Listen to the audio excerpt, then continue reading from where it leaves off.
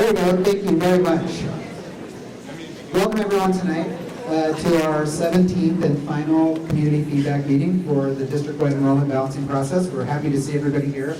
My name is John Isaacs. I'm the Chief of Community Involvement and Public Affairs for Portland Public Schools, also a parent of a second grader in the district.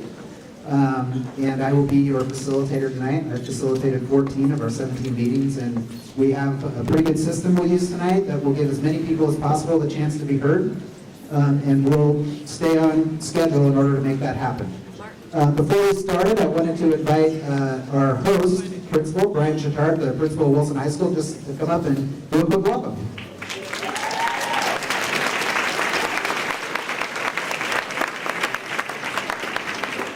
So welcome. Good to have you all here.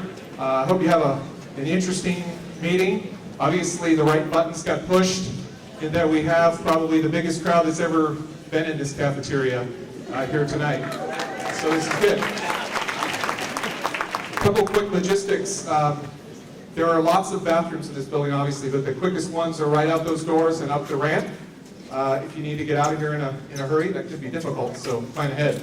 Also, if you have little ones with you and this meeting, which is very adult-centered as far as the conversation is going to go, gets a little boring for the 5-year-old you're with, we do have daycare on the second floor.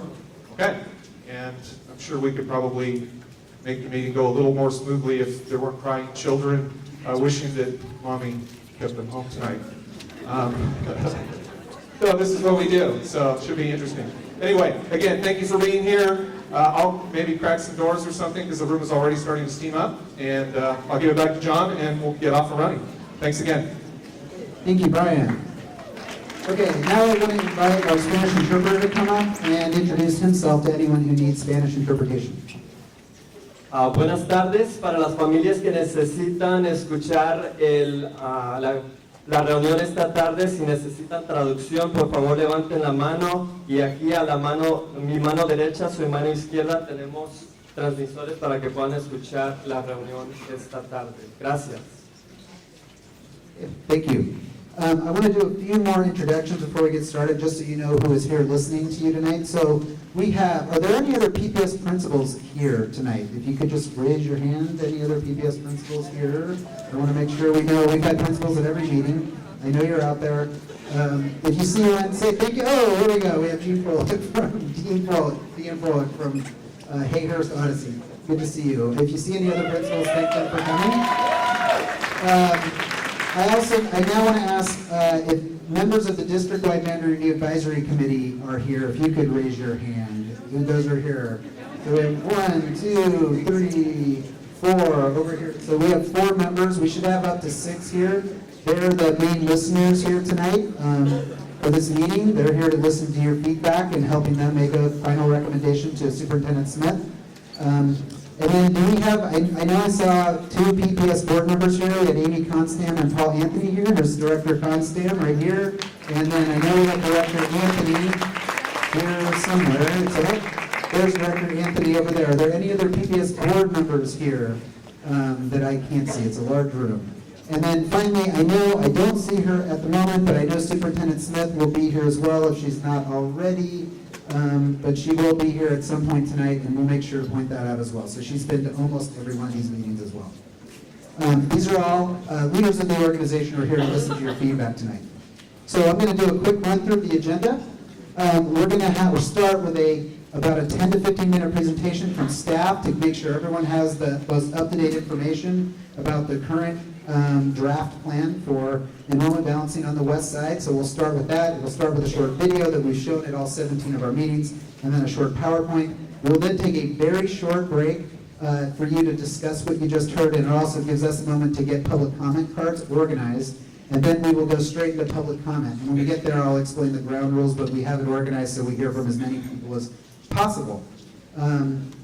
Last thing I want to point out is that we have video cameras around. You'll see them. There's some TV crews here as well, but we have video cameras recording the meeting. We also have a professional note taker who's recorded every meeting. So the video of this meeting will be provided to the District-Wide Boundary Review Advisory Committee. It's also posted on the PPS website within 48 hours, and the full notes of this meeting will be posted with it. So if you go on the Boundary Review website, on the PPS website, You see where each meeting was held, you see the video, you see the notes. This will be the final one posted so that people who couldn't be here will get to see what the discussion was. They can either watch the video or read the notes, and then all of that is provided directly to the District-Wide Boundary Review Advisory Committee to help them in considering what they heard from you and making their recommendation. So you are being recorded here. I just want to make sure everyone knows that. All right? So now we're going to move straight into our presentation. So we'll start with the video, and then we'll have the presentation. So whoever's queuing up the video, let's roll.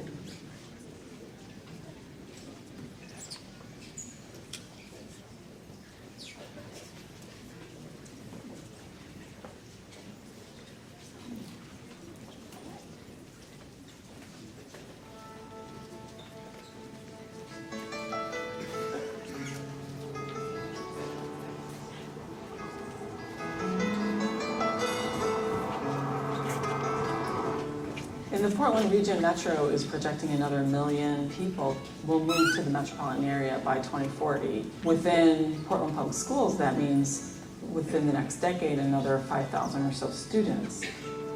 There was a declining enrollment throughout the 90s, and just recently in the past decade, enrollment has begun increasing again, which provides more resources to the schools because money follows children. However, that's also stressing our district because the buildings that we have just aren't in the right place or of the appropriate size for the way the growth is happening.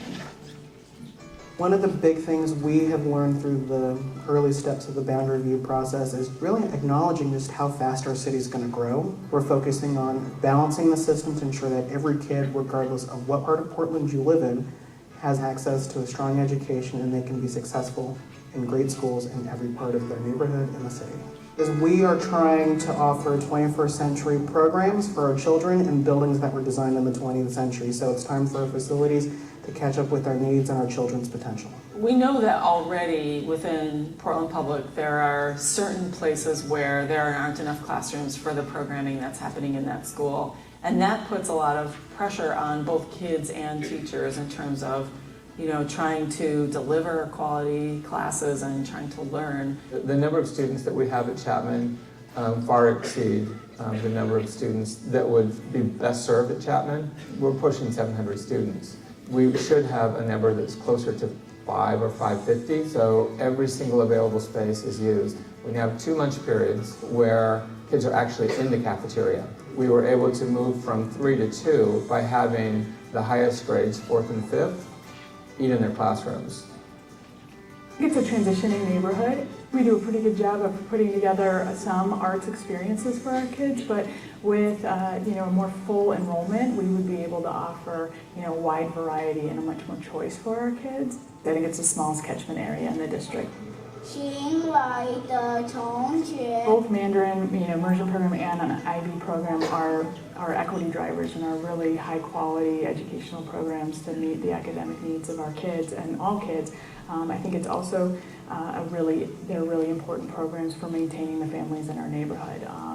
Without those here, we wouldn't be able to compete with the special programs that are in other schools and becomes a competition. Whereas I think if we could right-size the boundaries for each school and offer a variety of choices without it being an either-or option, then everybody wins at that point.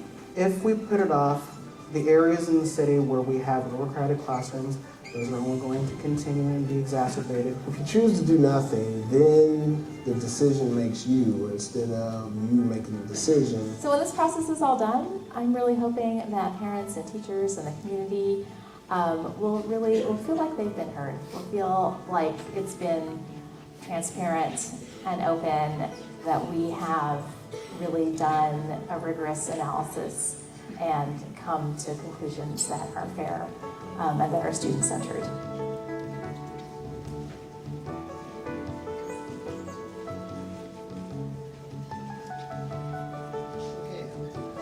Okay. So now you know the background and why have been doing this process for about a year, a little over a year. I want to make sure you know where we are in the process before you hear the details about the current Westside model. The District-Wide Boundary Review Advisory Committee is a committee of 26 community volunteers who have spent over a year working to learn about everything that goes into enrollment and programming in schools, and they are charged with making a recommendation, an advisory recommendation to the superintendent for a district-wide enrollment balancing plan, based on the challenges that you just heard about in this video. And that's come down to 3 pieces.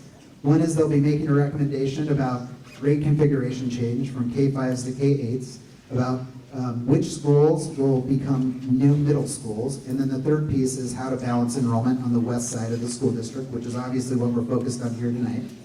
The District-Wide Boundary Review Advisory Committee is expected to make that recommendation by the end of this month to the superintendent. So that committee has a meeting tomorrow night, which will have public comment as always, and we'll have a meeting next week, which is when they are expected to make a recommendation on the west side and finish their recommendations on the other 2 issues. So I know some people believe there's going to be a recommendation tomorrow night by the committee. It won't be tomorrow night, it will be next week if they can get there. They may need more time, but they're on target to make a recommendation next week.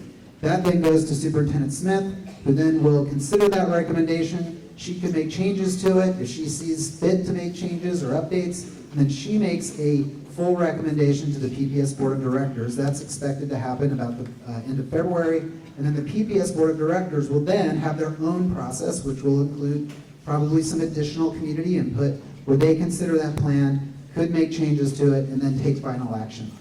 Anything that involves boundary changes, moving programs, anything that we're doing, grade configuration change, opening new schools, the final decision maker is the PPS board. They are the ones that have to make that final decision. So I just want to make sure everyone understands where we are in the process. So right now, the main listeners to you are all 3 parties, so the superintendent, the committee, and the board, but the first recommendation will come from the District-Wide Boundary Review Advisory Committee by the end of this month. Okay? So now we're going to hear from our Senior Director for System Planning and Performance, Sarah Singer, and our Director of Enrollment, Judy Brennan, who are going to do about a 10-minute presentation about the current Westside plan. Draft plan. Okay, and thank you for all coming out. Thank you for your engagement. And I also just want to say throughout this process, I've been really impressed with the respectful tone from the community. So I just want to thank you for that. I know this is an emotional and very important issue.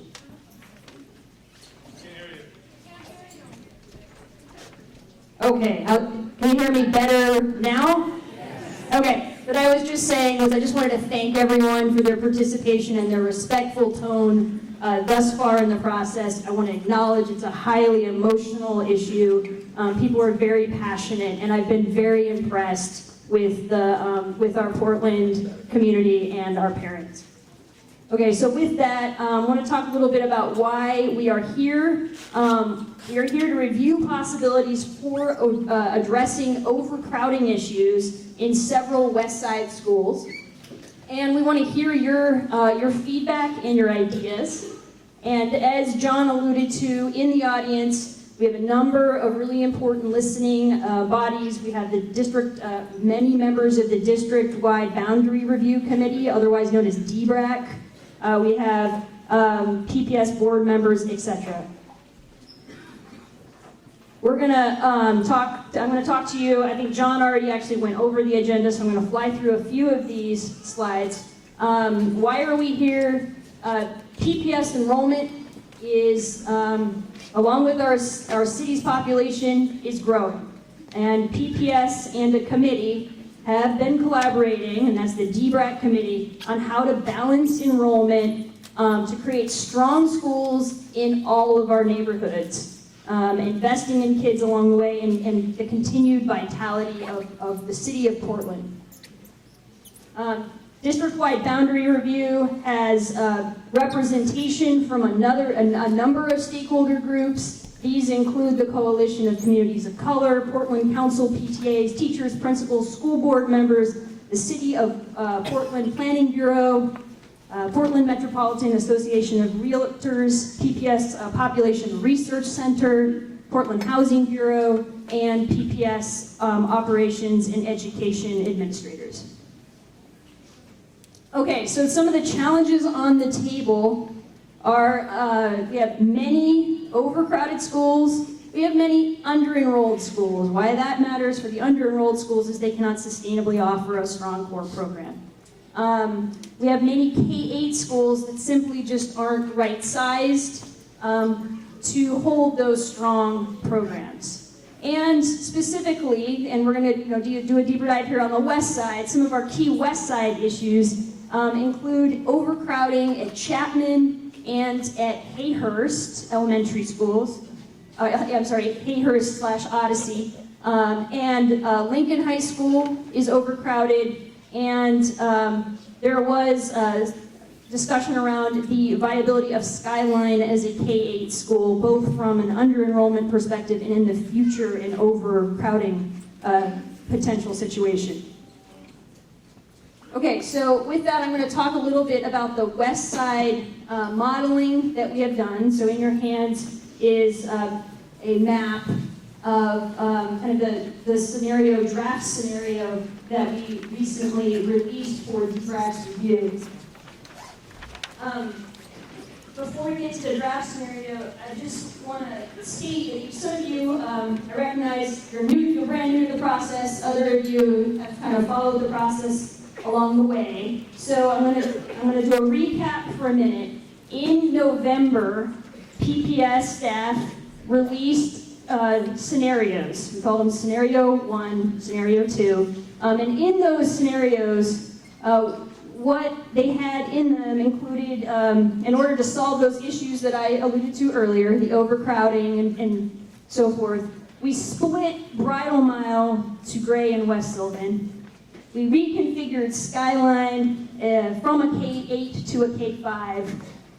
We provided, as many of you told us, minimal overcrowding relief to Chapman, and we moved Odyssey to East Sylvan. So those were all changes in that Scenario 1-2 plan.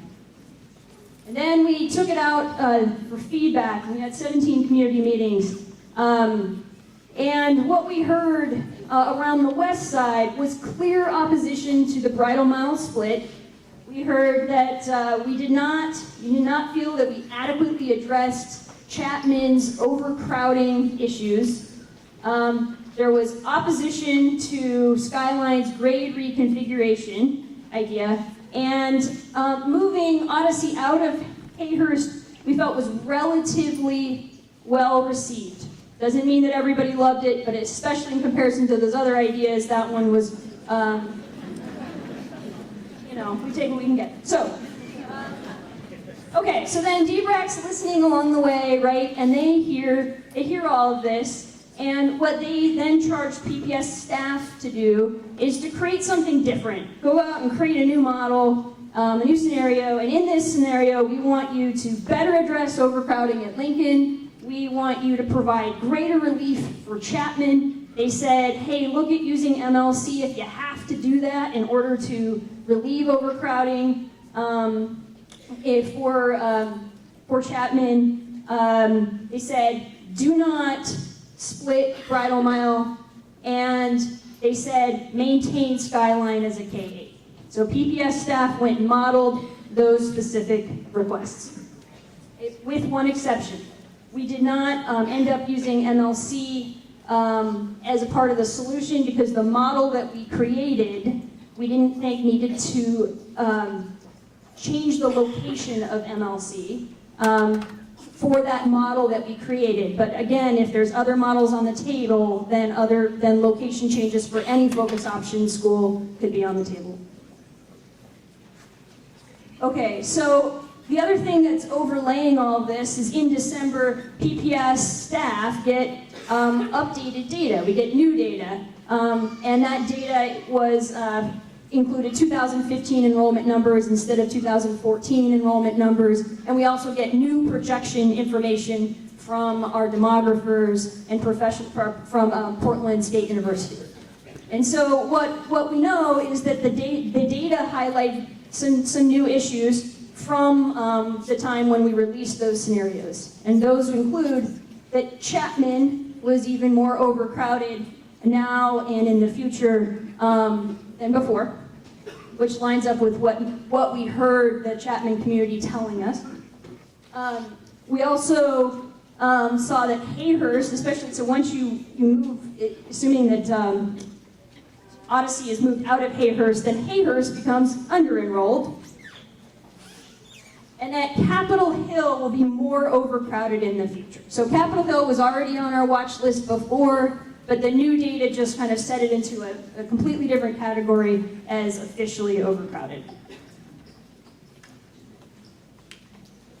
Okay, so then we do the modeling, the January 9th scenario, as we call it, and scenario 2A is also referenced in your kind of some of your data packets. And so that new model removed the bridle mile split. It sends more Chapman students to Ainsworth, and then sends, now Ainsworth becomes overcrowded, so then it sends Ainsworth students to Bridle Mile and Reiki, and then it sends some Bridle Miles and Reiki students to Hayhurst. So remember, the goal here is we have under-enrollment at Hayhurst, overcrowding at Chapman, so this is kind of a scenario that plays a little bit like a domino, okay? It sends some Capitol Hill students to Stevenson, so that addresses the Capitol Hill overcrowding issue. Continues to assume that Odyssey is moved to East Sylvan and keeps MLC as is. So that was what it is. That was the January 9th scenario. That's also the map that you have in your hands. Okay, so with that, I'm going to hand the microphone over to Judy Brennan, who will describe in more detail some of these changes. Good evening. Okay, so this is the visual that corresponds with what Sarah was just describing to you. You have data that gives you the numerics that go with this, but so as we said, that upper blue area up here on your map is currently part of the Chapman boundary, and it would, starting at Flanders, become part of the Ainsworth boundary. At the same time, that is more students than Ainsworth can manage and hold Spanish immersion, which we did not move in this particular scenario. So things start to shift out of Ainsworth, a section that would go into Bridle Mile, and then a large piece here. This is Council Crest Park right here, and OHSU is over here. So this area would become part of the Reiki boundary. Reiki is the building right next to where we are at this moment. And I want to point out that when we make this change in some places that are green with this hash marking, it would also be a change at the middle and high school. So then next we have a boundary change because then Reiki becomes overloaded, but it's the conduit. It's the way to get students into Hayhurst right here, which now has capacity for new students.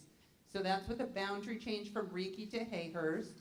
I just realized I forgot to label a small area here that's very important to the people who live there, which is currently part of Reiki and would become part of Bridle Mile. And then we have changes from Bridle Mile to Hayhurst. So this is, I think it's Hamilton Road.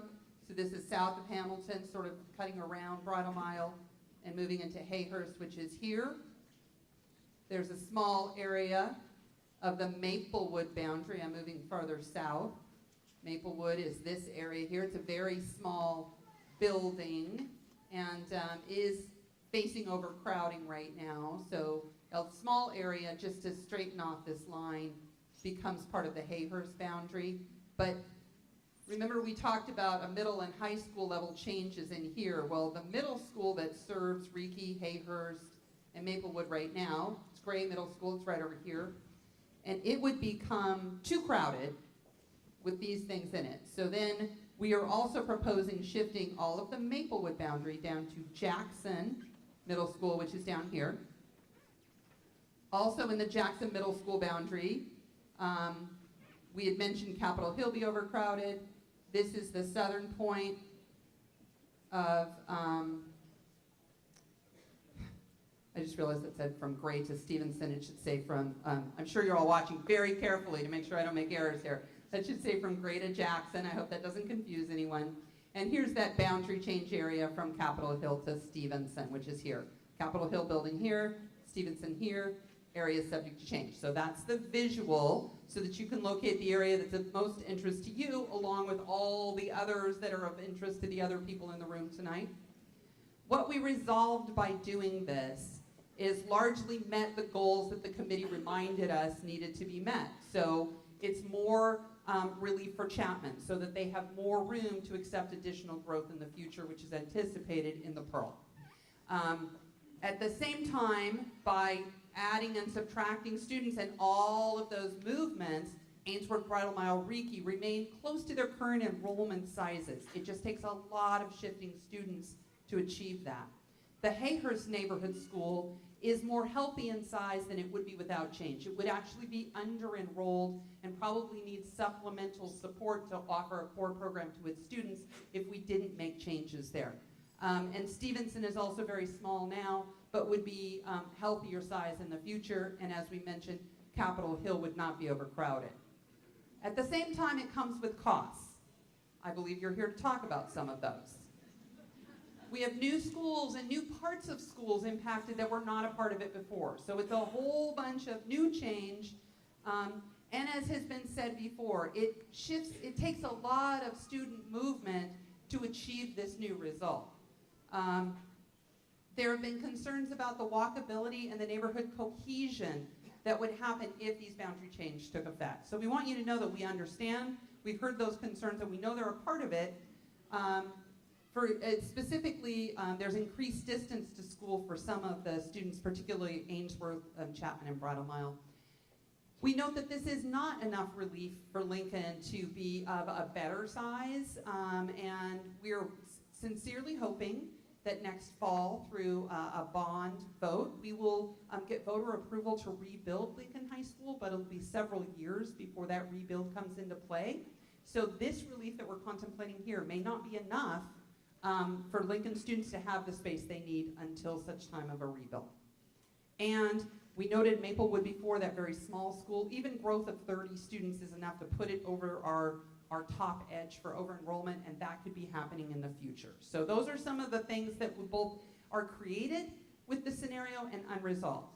So we shared this with our committee, and in their discussions, they brought up some additional ideas that they were interested in hearing feedback about and having staff create data responses to. We're working on the data responses. We wanted you to know so that you could see the list of additional ideas that we're interested in feedback on, and that could, in fact, become part of a final recommendation.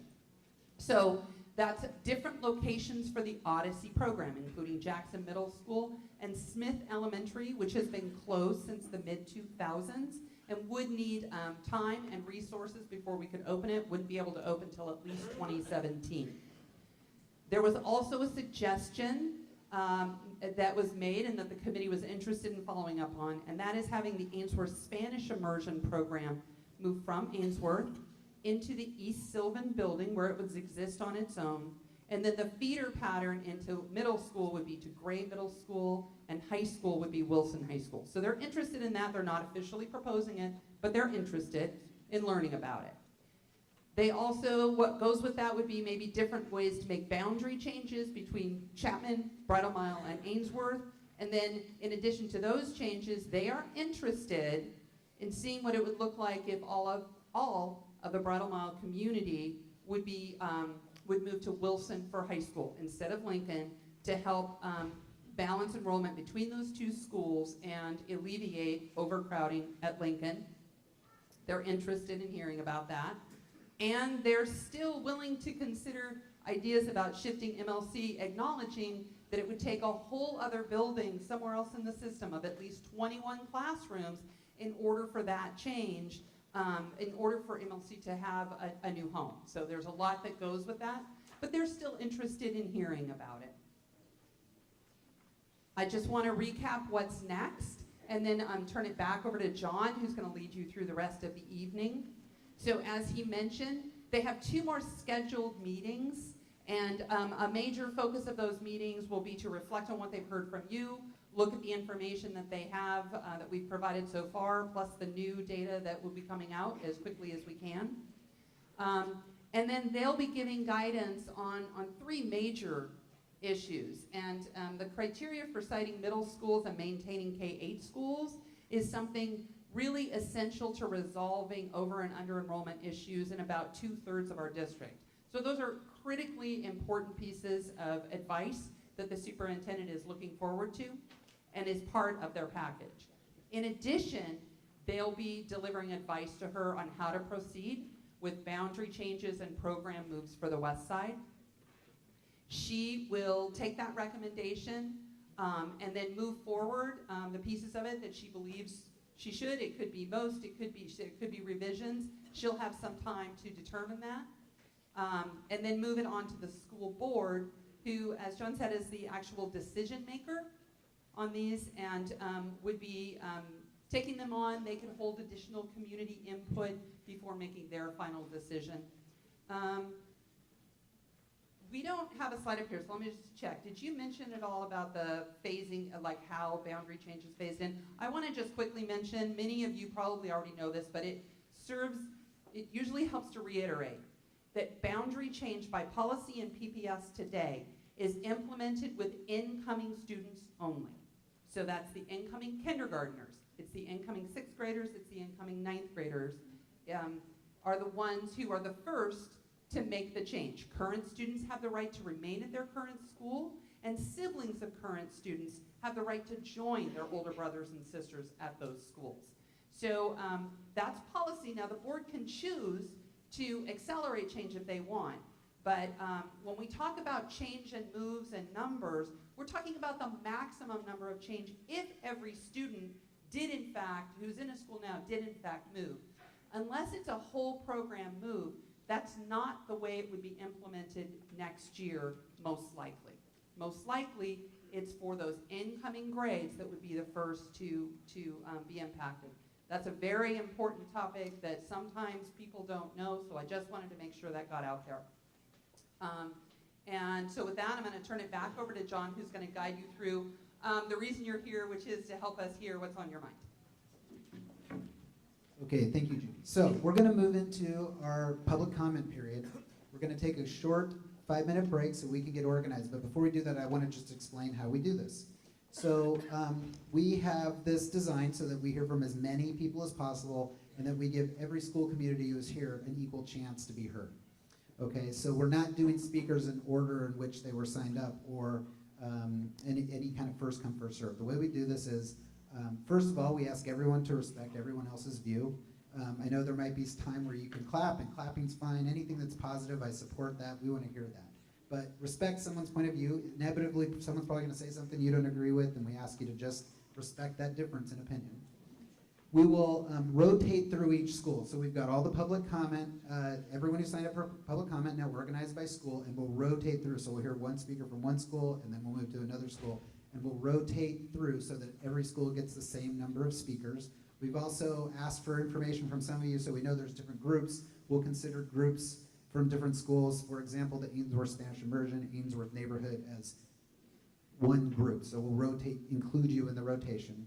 And then I will be keeping time up here with my phone, so if you see me looking at my phone, it's because I have the stopwatch on it. And I'll be timing, and at 2 minutes, I will hold up a yellow sheet of paper, and that's your signal to wrap up in about 30 seconds. And if you can work really hard to get your comments in about 2.5 minutes, we'll get through most people. When we've gotten behind, it's when somebody's decided, I'm going to go for 5 minutes. Sorry, John, I'm just going to keep going and take my time. My request to all of you is to respect everybody else. Try to do it in 2.5 minutes. You can actually say a lot in that amount of time, and then we'll get to most people. We will have a mic over here with Monine, who will be over here with the microphone. And we'll have Rosie over here, both from our community involvement staff, and we'll have a mic right there. And what I will do is I will name the next speaker and the one after. So if you're the one after, you just go to the other side. So I'll say we have person A over here, and then after her, we'll hear a person B, you're over here. And we can really go through this so everybody gets, as many people get a chance to speak as possible. Okay? If we do that, we'll hear from a lot of people. And my last request is, if it comes to your turn and you feel like somebody who spoke before you really said what you want to say, it's perfectly okay to take your turn and say, hey, you know what, so-and-so spoke earlier, I agree with that person, I just want to endorse or say I agree with that, and then I'm going to let it go to the next person. That's another way we can hear from more people, okay? So those are just different things we can do to hear from as many people. So we're going to take like a 3 to 5 minute break simply to let us get organized, and then we'll start. So when I come back to the mic, if everyone can just be ready to go, we'll get through as many people as possible, okay? Thank you very much. Board member Julia Esparza Brown has joined us, so we have 3 PPS Board of Directors who are here. We've also been joined by Lincoln High School Principal Peyton Chapman, and I know Ainsworth Principal Chris Meyer is here somewhere, and I was informed that, but I don't know where. But they're here, so I want to make sure you know that. Couple of other things. Our note taker, Aaron, wanted me to remind you that when you speak, if you could say your name and your school community, the reason is he puts that in the notes for the public record. We keep these in order so we can also have a written order of comments, and that helps them get the notes right.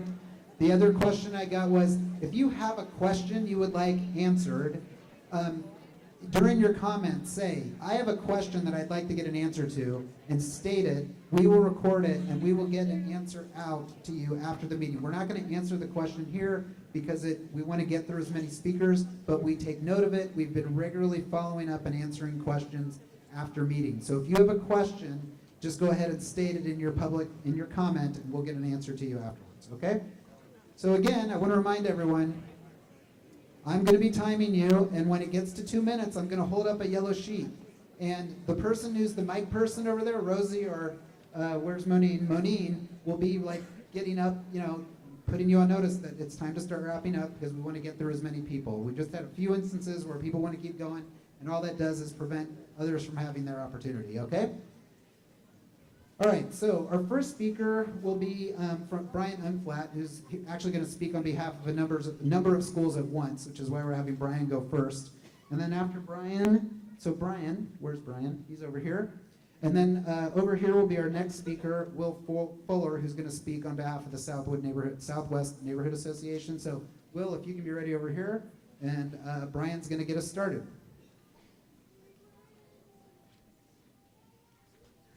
Thank you, everyone. Before I get going, I just want to say how I'm impressed with the turnout tonight and how fantastic the committee and everyone in this room, whether they've been at meetings or not, have handled it. Keep it up, because it makes a huge difference, so thank you very much. Dear committee, thank you for your dedication and service towards solving Portland Public Schools' overcrowding, equity, and access issues. Our message tonight was developed collaboratively by leaders from several of our Westside schools. We want to caveat this message does not represent all of our Southwest schools communities, and regret that there has not been more time in the past 10 days to have led more comprehensive community discussions around these complicated issues. We all know how dedicated we are to presenting constructive options and scenarios to get the best outcome with least impact to schools involved. Our communities have written scores of letters expressing concerns, anxiety, and thoughtful ideas to help solve our overcrowded school issue. Unfortunately, the situation we're currently faced with stems from years of neglect and inadequate planning for the increased population in Portland, especially in the northwest and southwest areas of Portland. We have a full appreciation and respect for the complexities the committee must address. We realize that all Westside schools will be affected in some way by the final decisions the DBRAC committee makes. These changes will feel like sacrifices to many, and we realize we need to act now to address acute issues by fall of 2016. Over the long term, we'll look with PPS as a Portland Westside community to establish the bond funding greatly needed to build the schools that will support Portland's long-term growth. Together, we must establish a progressive quorum that will help secure the future for educating our children in right-sized environments, regardless of location, special needs, or income status. This would include a mandatory collaboration between our PPS school board, City of Portland transit, and urban planning leaders to map out a long-term plan to benefit all.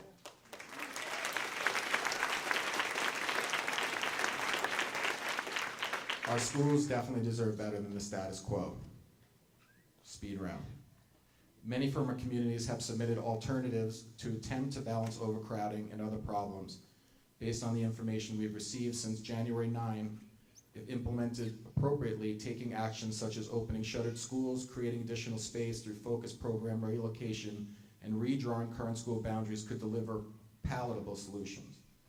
As the community considers potential change, We urge you to prioritize students attending neighborhood schools, making it possible for safe walk or use active transportation, thus minimizing driving as paramount to our community's well-being.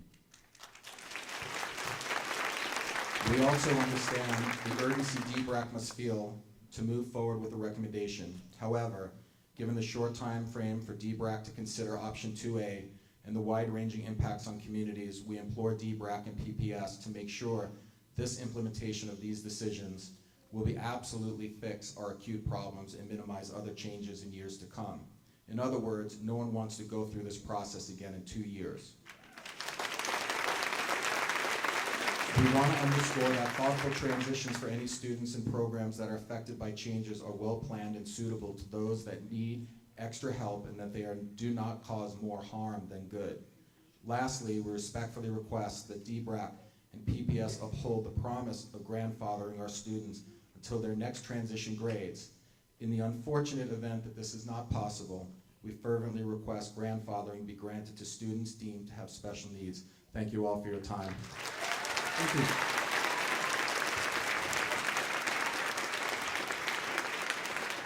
Okay, thank you. So next we'll hear from Will Fuller from Southwood Neighborhood Associations. Is Will? Oh, Will's over here. Okay.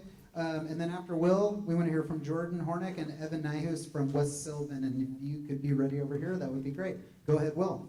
Good afternoon. My name is Will Fuller. I live in Multnomah Village. I do not have any kids in school this time. If I did, it would be a miracle. But I'm here representing the Southwest Neighborhoods, Inc., or SWENY, Schools Committee. We're the only one neighborhood association coalitions in the city that has a schools committee. And we started that around boundary changes. When Smith School got closed and Reiki School fought to stay open, we formed a committee because we in the Southwest care about our schools. Now, I got a question. How many people here do not have kids in school like me? Raise your hand. All right, cool. This is the people, 80% of the people that live here don't have kids in school, but we care about our schools. Now, the charge of our committee is to promote the best possible education for all the students in Southwest Portland through strong community involvement. And that's my message. The kids in the schools are very important, no question about it.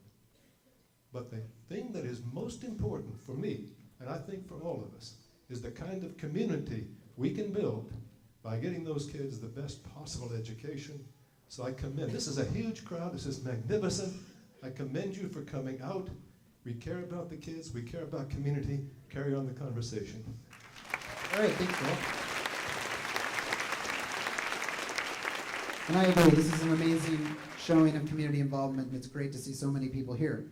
Okay, so next we have Jordan and Evan over here, and after Jordan and Evan, if we could be ready over here, we have, by the way, my disclaimer, I forgot to say this, I apologize if I butcher your name, I've done it at every meeting. Julia Novi Hildesley over here will go next. Go ahead, guys. My name is Jordan Hornick, and I'm a 7th grader at West Sylvan Middle School. I came to tell you tonight about my experience at Ainsworth and West Sylvan, which would have led into Lincoln, and why I think redistricting my neighborhood to Reiki, Gray, and Wilson is the wrong decision. My family moved to Portland when I was in 2nd grade, and in the last 5.5 years, I made some really great friendships. My friendships only grew stronger spending time after school, participating in Vista Soccer, and now with the West Sylvan competitive soccer team. I've attended summer camps with all of my best friends from Ainsworth and West Sylvan. This is a very important part of my life. When my mom told me about this PPS redistricting proposal, I immediately grew really sad and angry at the prospect of losing these important friends I made and being forced to start over again. One of the best things that that has happened to me because of Ainsworth is that in 4th grade, my teacher challenged me that year with additional writing, which led me onto a nomination on behalf of Ainsworth Elementary for a weekend-long writing workshop at PSU with other 4th grade students. I think back to that opportunity, and it was only possible because of my amazing teacher at Ainsworth. And now I'm going to introduce my good friend Evan. Hi, I'm Evan Nyhus. I'm also a 7th grader at West Sylvan with Jordan. I started taking the Mandarin language class this year, which is important to me because of my mom's Chinese heritage. We are of Asian descent and are taking Mandarin because it is important to us and our families. But what we wonder is this. With this redistricting decision, where will that put Jordan, myself, and those who are in the Ainsworth community? Even if we are allowed to stay until we're done with 8th grade, what will happen with our Mandarin studies when we move on to Wilson High School, where Mandarin is not offered? Will we be forced to start all over again with a new language? The other thing I'm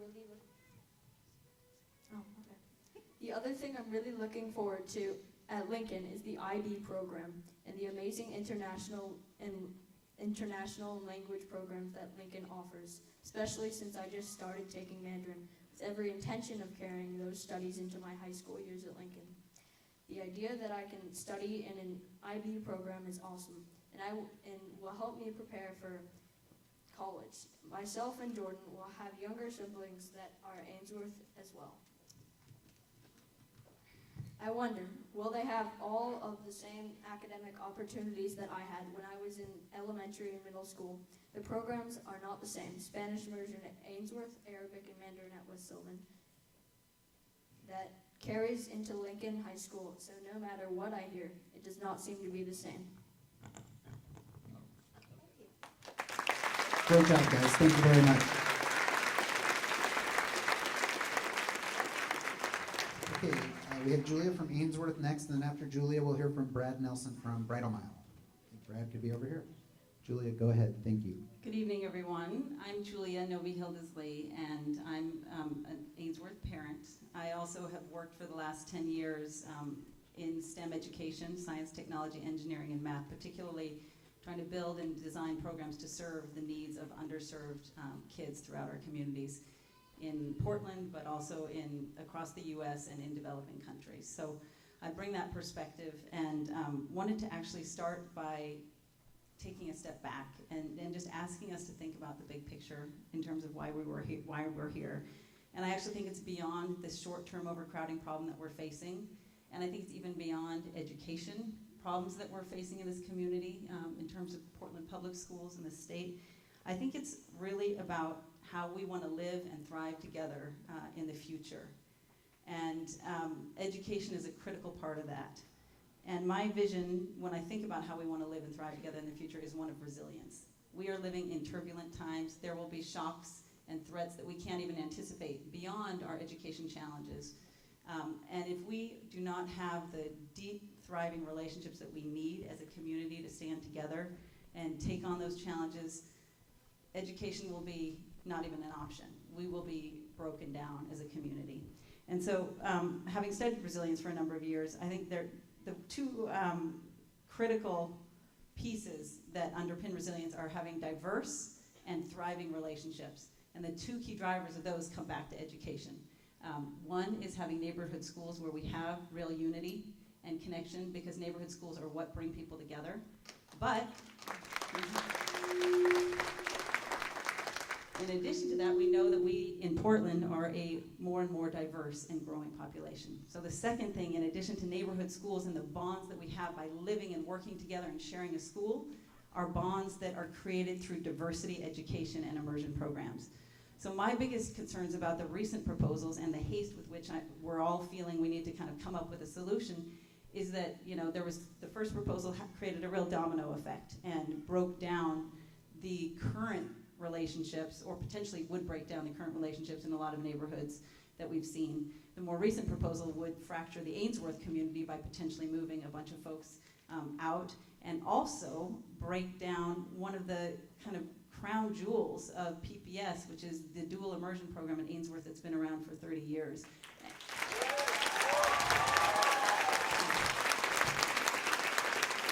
And I just want to make it really clear, Portland Public Schools considered this in 2006, moving that program, and they came up with all sorts of reasons, which everyone can read in their report, as to why that's a bad idea. But fundamentally, the reason that program is so successful is because of the deep involvement of the community, because it's rooted in the community, and because amazing relationships of trust across diverse people and populations, and sharing between English speakers and Spanish speakers, having dual immersion learning and doing cultural exchange.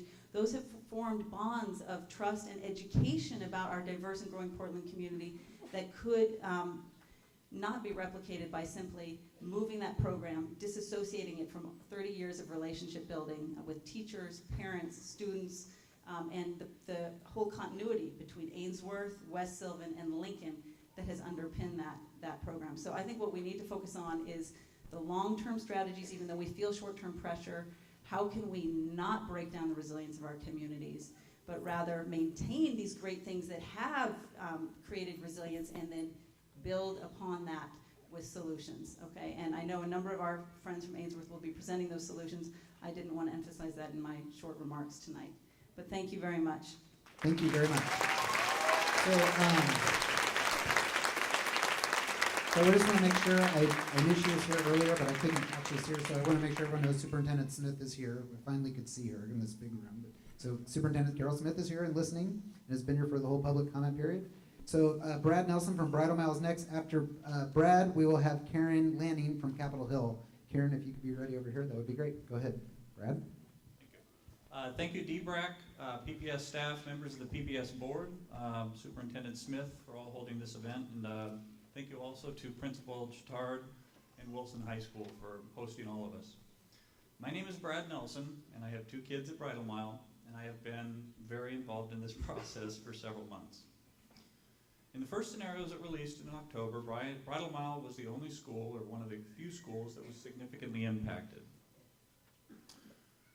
I'd like to express our appreciation for DBRAC's willingness to listen to our community. In addition, over the past week, we've heard from many people from the communities of Chapman, Ainsworth, Enrique, and others, as you saw earlier, that have expressed a similar willingness to accept the idea that all of the Westside communities should share in an equitable solution, rather than only one community which should shoulder that alone. I truly appreciate this common sense approach. Throughout this process, Bridal Mile parents have advocated for a dual assignment program for Bridal Mile. It currently has a guaranteed transfer option, which gives our students the option of attending Gray instead of West Sylvan and Wilson, or instead of Gray instead of West Sylvan, and Wilson instead of Lincoln. Currently, 25% of Bridal Mile students do this. This helps to reduce overcrowding at Chapman. Bridal Mile helps to reduce those numbers. It is my belief, and that program is without PPS bus transportation. It is my belief that with bus transportation and broader promotion of Wilson High School, the number of Bridal Mile students would continue to increase in the Wilson cluster. So we encourage PPS to seriously consider this as a viable part of a larger Westside solution.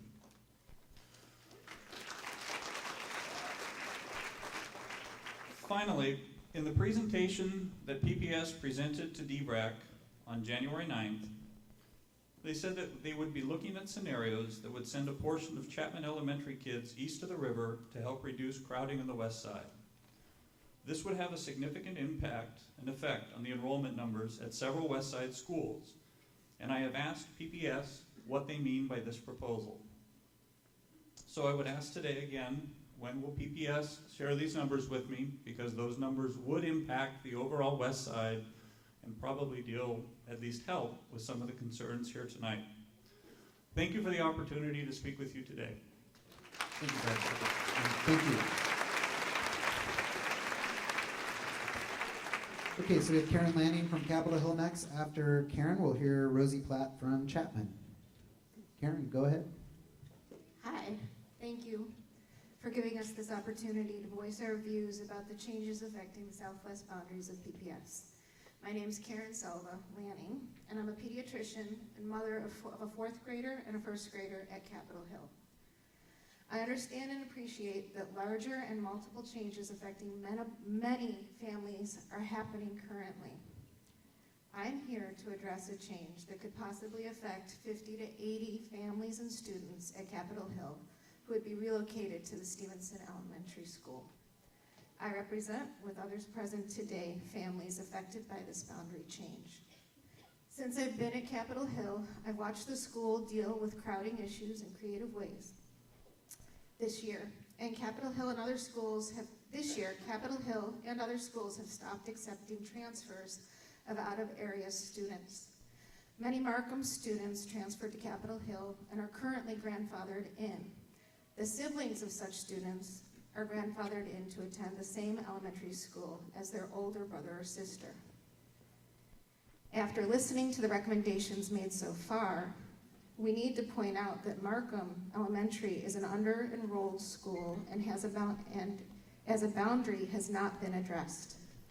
We are asking that the practice of grandfathering current Capitol Hill students and siblings residing in the proposed revised boundary remain, so that they may continue and complete their elementary education where they and their families started. It is evident that PPS and the board acknowledge how disruptive uprooting established students can be, given the current published board policy in Section 5A. However, it may be recommended by the superintendent to make an exception which must be approved by the board. We are requesting that no exception be made in the Capitol Hill boundary change. If forced to switch schools in the midst of their elementary education, the sense of community experienced by students and their families will be altered and unstable. Students would not only need to reestablish themselves in the classroom, but also reinvent themselves in their community. In closing, we couldn't agree with you more that changes need to be made to address capacity in PPS schools. Something needs to change. The stopping out of area transfers is a start. A gradual flux of incoming students to schools that can accommodate them, such as Stevenson, Markham for Capitol Hill, makes wonderful sense. Opening Smith is a consideration worth looking at seriously. But uprooting established, dedicated students in the midst of their elementary education does not make sense. Please keep current students where they are and do not consider an exception to the grandfather clause in this case. Okay, thank you. I just want to thank everyone so far. Everyone's doing a great job of keeping their remarks within the time. It's really great. It's respectful of everyone here. So we have Rosie Platt from Chapman, and after Rosie, we'll have Dick Houskin from Gray Middle School. Go ahead, Rosie. All right, hello, my name is Rosie Platt. I'm the PTA president at Chapman Elementary School. Last week, leaders from many Westside schools united to speak at the DBRAC meeting to address the root of the problem, that with the growth and overcrowding on the West Side, additional space or a new school is needed that can absorb the growth and provide a buffer towards future growth. The next day, PPS released a new set of suggested solutions. While still controversial and in the early development phase, they show that PPS is aware of the need for a better long-term solution. If implemented appropriately, opening shuttered schools, finding additional space through program relocation, and redistricting current boundaries could prove to be realistic long-term solutions for overcrowding and under-enrollment in Westside schools. Chapman remains open to the possibility of these changes and is pleased at the prospect of some overcrowding relief. I want to take a moment to advocate for the families in the area south of Everett Street slated to move from Chapman to Ainsworth, because you will likely not hear from many of them. Their biggest concerns include loss of walkability, as many in that urban area choose not to own a car or cannot afford a car. Also, the lack of frequent and direct public transportation from the PSU area to Ainsworth needs to be addressed by PPS in the city. Finally, we want to be sure that if there are families who live in homeless shelters in that area, that Ainsworth is prepared to offer wraparound services. Currently, Chapman administration and PTA work together to provide services to many homeless families at our school, including providing backpacks, shoes, coats, Thanksgiving food baskets, and food over winter break. We hope that these efforts will continue for those children in need affected by a boundary change. Overall, we appreciate the broader efforts being made by DBRAC and PPS to provide a better long-term solution. We look forward to working with our entire community to make this transition as easy as possible, as every Westside school will likely need to make some adjustments to be open to change. Regardless of the final decisions, hopefully we will all be able to remain united and continuing to work towards the goal of improving quality throughout the district so that equal experience and opportunities can be had by all of our children. Thank you.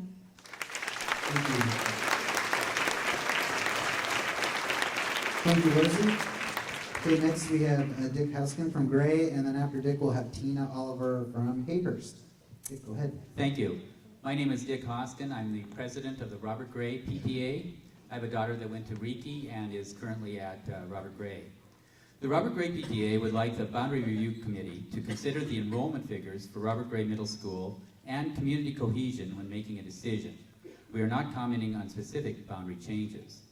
Robert Gray has increased enrollment every year for the past 4 to 5 years from about 410 students to 571 students.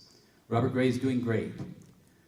In particular, it is essential that enrollment not dip below about 510 students. Ideally, our enrollment would be 515 to at least 550. This has allowed us a rich environment with multiple strong electives, good teachers, and extracurricular activities such as a theater program, sports activities, and Sun School. Earlier proposals had Robert Gray enrollment at between 540, which is the current projection, to 552, the 2020 forecast. The latest proposal, 2A, reduces enrollment down to 504 currently, or 534 for the 2020 forecast. Do not risk the current success by reducing enrollment below 510. Neighborhood integrity is also important. Having boundaries to prevent walking to schools when it is possible to do so should be avoided.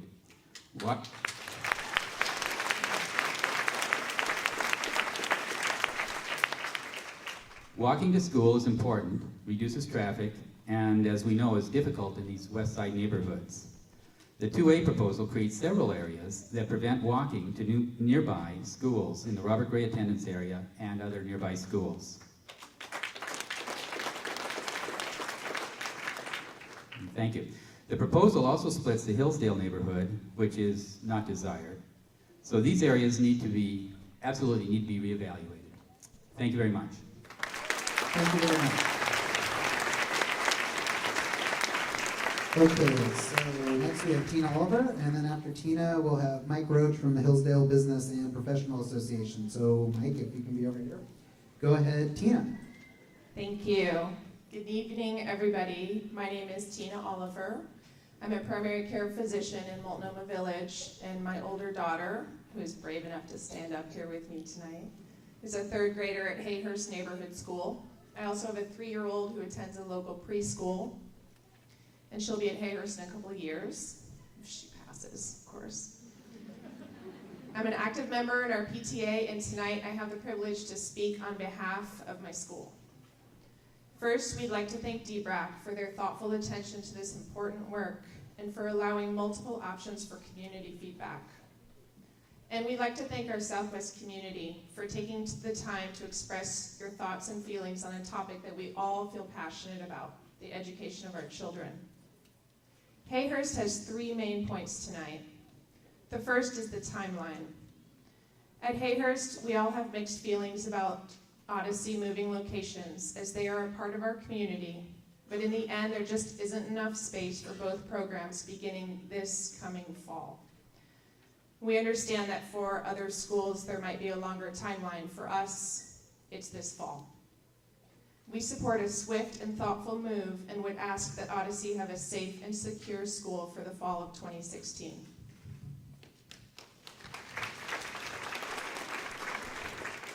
Our second point is about sustainable and stable enrollment for Hayhurst School.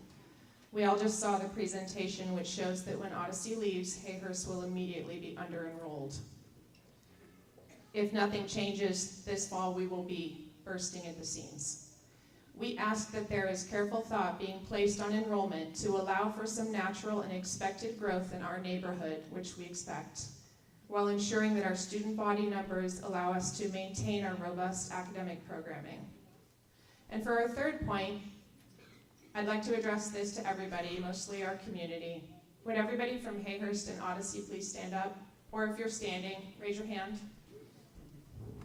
So just look around the room. This is our community.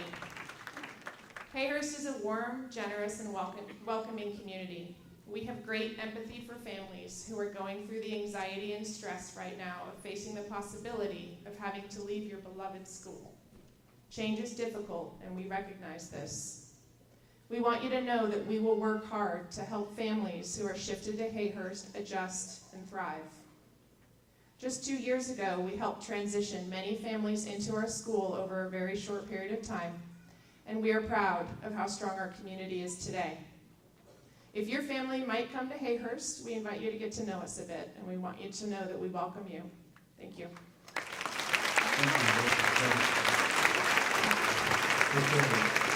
Thank you. Okay, next we have, I want to remind everyone it's okay to clap if somebody says something you like. Mike Roach is going to be next, and after Mike we'll have Dina Higgins from Lincoln. Mike, go ahead. So Mike Roach, co-owner Paloma Clothing and president of the Hillsdale Business and Professional Association. As a strong proponent of community involvement for my 65 years, I really compliment everybody on coming tonight. It's incredible to see so many people coming out for our schools. So thanks to all of you.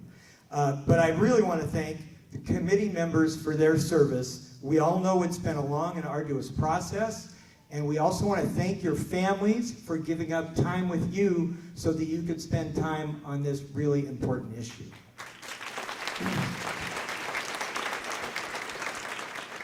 As president of our business association, I want you to know, committee members to know, that Hillsdale business owners stand united with Reiki parents in asking you to reconsider this boundary change.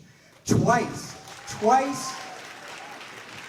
in the past 15 years, the Hillsdale business community joined Reiki parents to keep our neighborhood school from being closed. Keeping it open was the right decision for our neighborhood, our business district, and our school district. For decades, Hillsdale businesses have made it our business to nurture relationships with Reiki families. It's a tried and true business model. Businesses support the school, and families support the businesses that they see every day walking to and from school. Indeed, the strength of those relationships is one reason that Hillsdale had one of the lowest rates of business failure during the Great Recession of any business district in the city. This boundary change would push customers away from Hillsdale. Traffic. Oh my goodness. The proposed boundary change would create Carmageddon, that's with a C, not a K, every morning.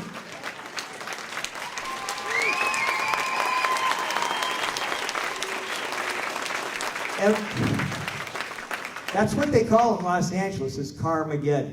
So every morning, Monday through Friday, frustrated and frantic parents driving from the north would flood every side street in Hillsdale, trying to avoid the already choked Sunset and Capitol Highway intersection, making Hillsdale streets unsafe for walking by students or our customers, who in turn would have to be driven or drive, creating still more traffic chaos. Hillsdale business owners respectfully ask the committee to reconsider this proposed boundary change. Thank you very much. Thank you. So I want to just take a moment and because I want to acknowledge also Mike's leadership. So Mike was one of the business leaders who helped lead the business support for the school bond campaign in 2012, and I also wanted to recognize longtime leadership in the business community with schools. So next we have Dina Higgins. Is Dina Higgins? Oh, there you are. Okay, great. And then after Dina, we'll have Statani Condor from Maplewood. Go ahead. Thank you. I feel honored to be able to speak with all these PTA presidents, and I'm just a neighbor in the Council Crest neighborhood. Hi. I was saying I'm delighted to be able to talk among all these PTA presidents, etc. And I really want to thank DBRAC and the board for taking on such a challenging issue. One of the reasons I'm talking now is because our neighborhood really wasn't impacted until a week ago Saturday, and that surprised all of us.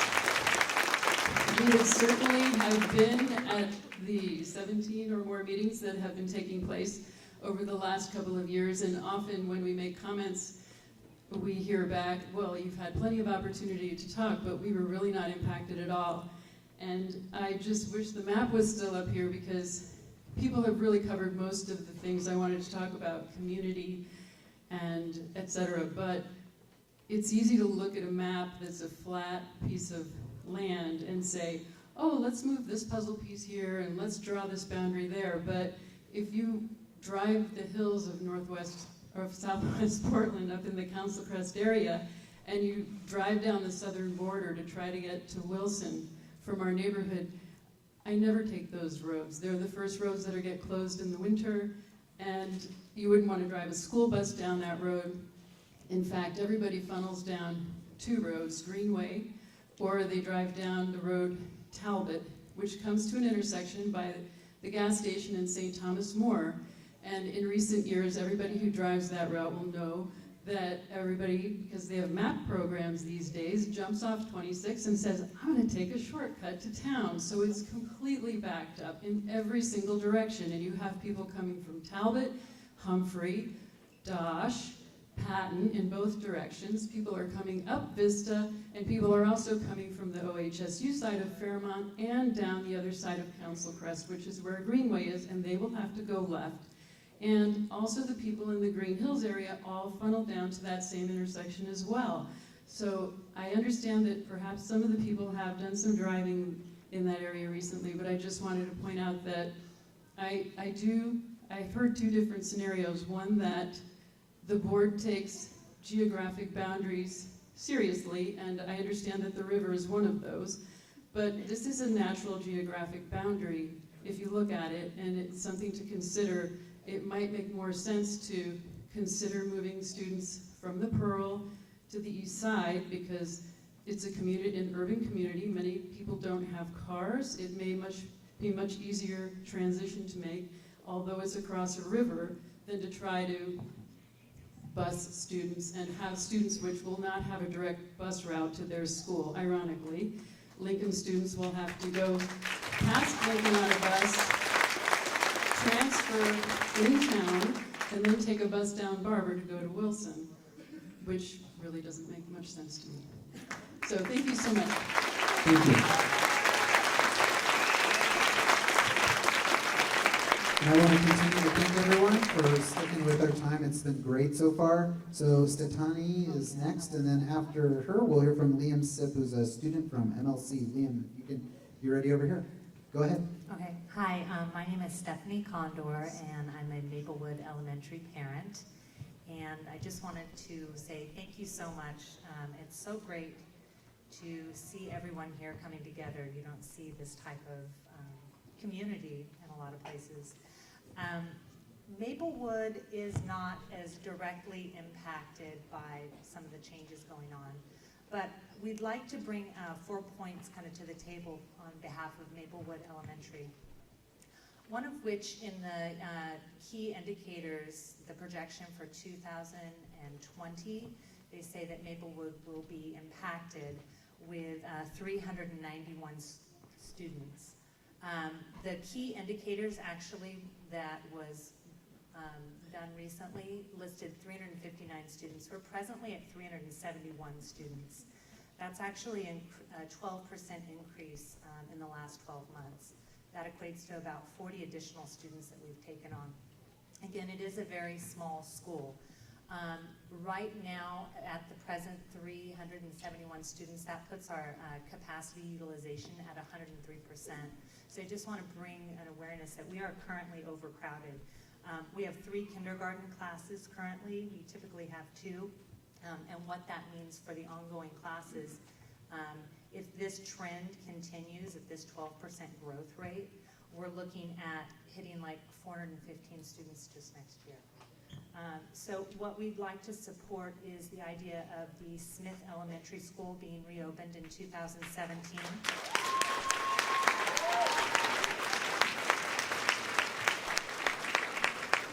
We see this alleviating not only the overcrowding at Maplewood, but also at Capitol Hill. So we think that would be a very viable solution. Secondly, we'd like to see greater focus options in the the west side. The east side seems to have a lot of opportunity that we think that would increase, decrease the overcrowding and increase, great options for students. Third, we'd like to support the Odyssey program. Presently there's 37 would-be Maplewood students that attend that program. And what we would like to see or ask is that it remains in the Wilson cluster area to support, our students as well. And then lastly, we presently have 6 families identified that they're going to change the border on Vermont. And we would just ask that you grandfather them into Maplewood. We really cherish all of our Maplewood families and would like to let them continue, going on to Maplewood School. It's only 6 families. I think it would be nice. Thank you. Great, thank you. Great job. Okay, so after Liam from MLC, we'll hear from Brendan Stamper from Odyssey. Go ahead, team. Good evening. My name is Laura Burchard with MLC, and I am here to talk about invisible student populations and how Metropolitan Learning Center for 48 years, which has existed for 48 years, if we move this school, will essentially lead to the collapse of this community, which works so hard to make the invisible visible. Neurodiverse populations, people with ADHD, autism spectrum, sensory integration disorder, anxiety, these kids think and behave, and adults, think and behave differently. They often are marginalized and just not seen as whole individual people. I don't know if you've ever had the experience as a parent of sitting through an IEP meeting. It can be really hard. But I have to share, as a parent of a student joining Metropolitan Learning Center from another public school in Portland, I've had the best IEP meetings. They were so awesome, and I felt understood, and I felt that the MLC staff actually saw my child as a person.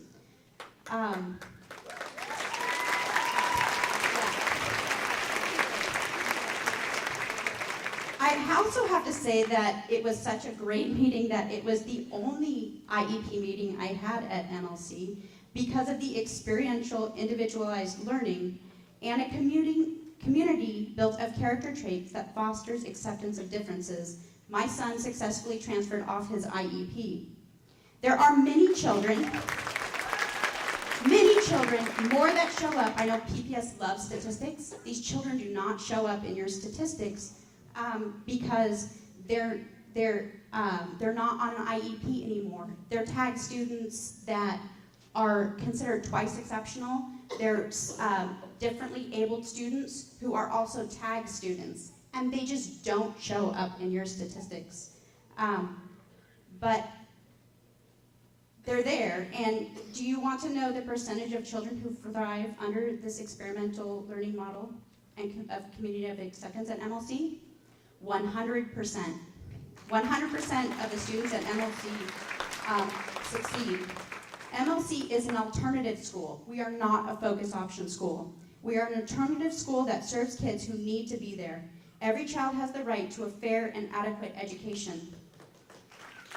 MLC has a lot of neurodiverse learners, many unidentified, and because we use the city as our classroom in our individualized learning plans, it's really important that people know what they're proposing when they propose to move MLC. Moving it is essentially collapsing the program. So if people want to make that proposal, they really need to know what they're asking to do. This program's existed for 48 years. As a parent, I stand with all PPS families and all PPS kids for equitable solutions, and I just want to share our character traits of courage, compassion, self-discipline, integrity, and respect. And I will now pass the microphone to MLC student Liam.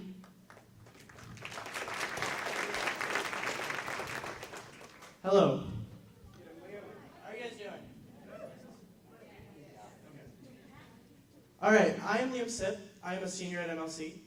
I've been there since 6th grade, actually, so quite a while. MLC is all about building community.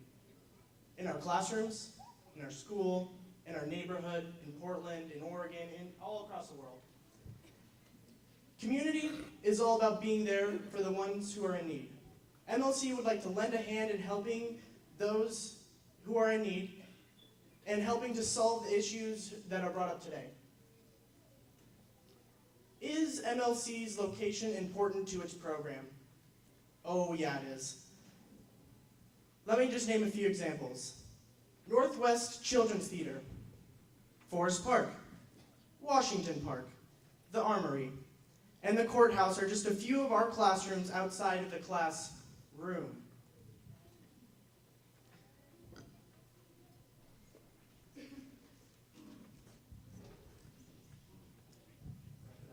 Finally, I want you all to know that everyone at MLC, teachers, staff, students, and parents support long-term solutions for all, not some, not most, but all Portland Public School kids. Thank you. Thank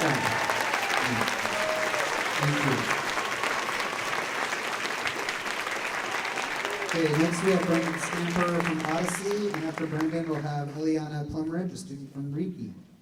Go ahead. Hello everyone, my name is Brendan Stamper and I'm a parent of a first grader at Odyssey and also the vice chair of the Odyssey Strategic Planning Committee.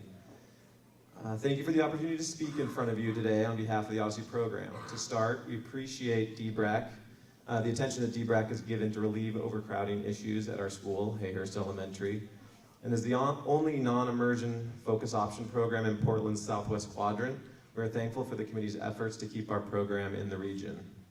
The most recent proposed scenarios recommend the Odyssey program transition to a new Westside location such as East Sylvan, Smith Elementary, or Jackson Middle School.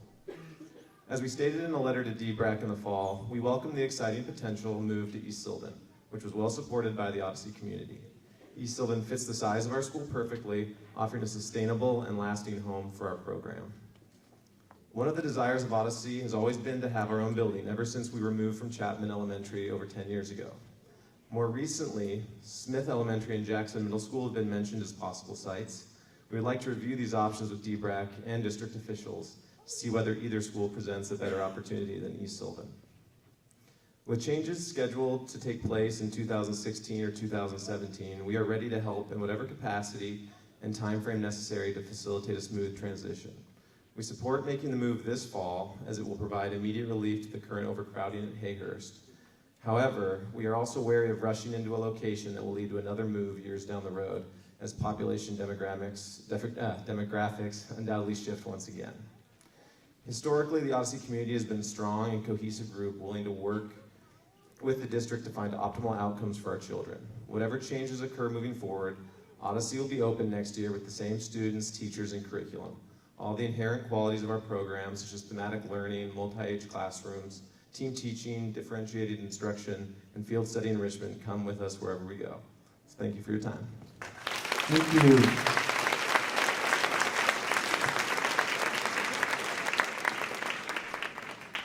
So next we'll hear from Eliana from Reiki. After Eliana, we'll hear from Aaliyah Blank from Westside. Go ahead. Okay. Hi, my name is Eliana Plumridge, and I go to Mary Reiki Elementary. I'm in 5th grade. My brother and I have been going there since kindergarten. I am really upset about this whole boundary change, even though we have overcrowded schools. I would now be forced to be put in a different middle school, and this is kind of breaking up families, communities, friends, and most of all our happiness in neighborhood schools. From kindergarten, we've been cultivating friendly relationships. Not only that, it's also learning how to work together in a community, and this change is affecting that.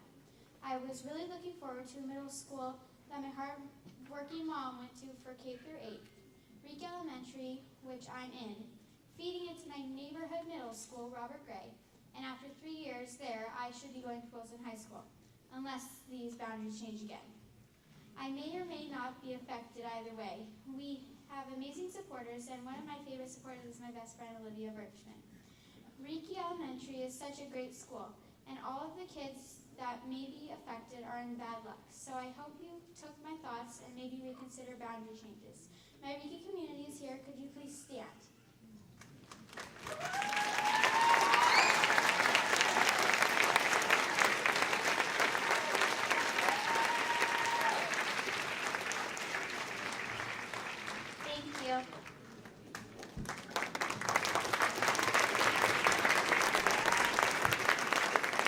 Okay, great job. So next we have Aaliyah Blank from West Sylvan. After Aaliyah, we'll hear from Marisa Hernandez from Ainsworth Heritage. Hi, my name is Aaliyah Blank and I'm in 7th grade at West Sylvan and I've been in the Spanish immersion program since kindergarten. My mother is from Mexico and my father is from Portland. I enjoy participating in the program, continuing my education bicultural and bilingual. If you take the Spanish immersion out of Ainsworth, West Sylvan, and Lincoln cluster, the program will disappear because you're asking the kids to move out of the neighborhood school and miss out on lots of exciting activities, like the 5th grade Samba, 3rd grade Portland Play, Buckaroo, and the Fiesta, or continue an education in the Spanish immersion program. The program has been successful over 20 years, so I hope that you guys can listen to our request and not move the Spanish immersion out of Ainsworth, West Sylvan, and Lincoln. Thanks.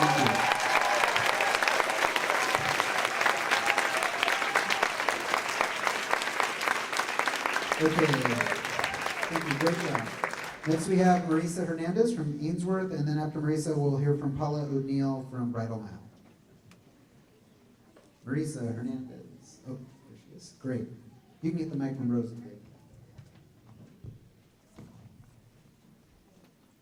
I wrote down my thoughts.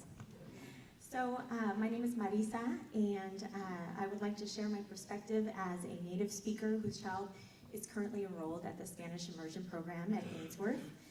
My family, like so many other Hispanic families, were drawn to Ainsworth because of its amazing Spanish program and our desire to have our children learn in our native tongue and among other students that are also people of color. Because my child is a native speaker, he was able to test into the program during his 2nd grade year. I'd like to also mention that they welcomed him and his IEP. Since our enrollment, we have been very involved in the school and the community, as I am an active PTA member, and also we like to share our diverse culture with the school as a whole. Just last year, many of us native speakers who are here today got together and hosted our first Fiesta event, where our entire school celebrated our Hispanic culture with live music, fun entertainment, booths, games, and even piñatas. We had over 300 in attendance. There was the community side and the Spanish immersion side together dancing the night away. It was awesome. So I'm here today to say if Spanish immersion is taken from Ainsworth, it will be taking away the diversity like my family and like many others. A lot of our Hispanic, Latino families are here tonight to show our concern and our desire to stay at our school, Escuela Ainsworth. Please raise your hands so everyone can see the diversity of our Spanish immersion program.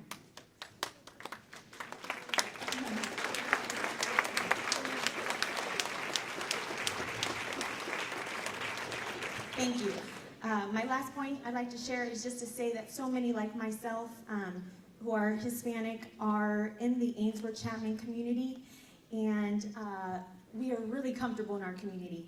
And if we were given the choice, we might not go to East Sylvan because of the commute. I mean, it took me 30 minutes to get from my house. I have 2 children. Many of us have 3, 4 children. So the commute alone would be impossible. So I just wanted to say that that could also weaken the new program because you would lose a lot of the native speakers that are embedded in the program all through Lincoln High. Thank you very much. Next we'll have Paula from Bridal Mile, and then after Paula, we'll hear from Maureen Alessi from Capitol Hill. Go ahead. Oh, for the revert. Go ahead, Paula. Hi, I just want to acknowledge that I see my Bridal Mile community here, so thank you for coming. Full force. Thank you.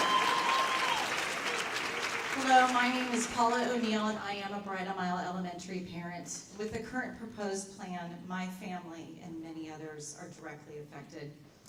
Unfortunately, our Bridal Mile community is currently divided based upon families' far-reaching concerns, and very real ones, regarding their middle school and high school cluster.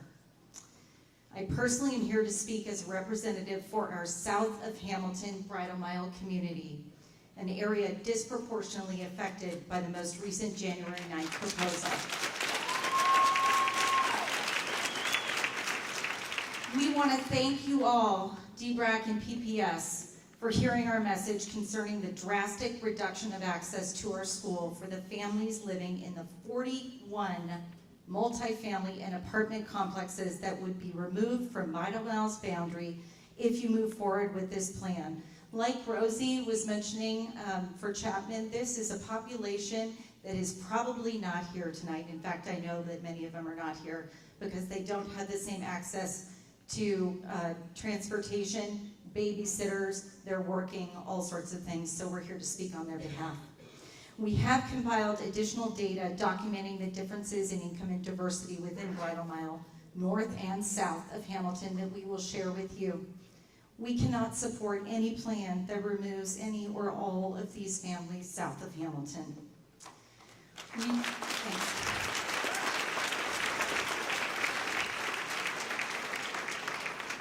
We do ask respectfully and recommend that you please return Bridal Mile's attendance lines to the natural boundaries of Beaverton Hillsdale Highway between Shoals Ferry and Dosh Roads to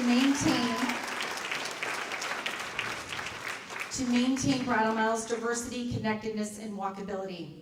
Our South of Hamilton community has compiled several concrete solutions to help address Westside overcrowding and to aid in further planning the next model. One I will share with you, others will follow in the email.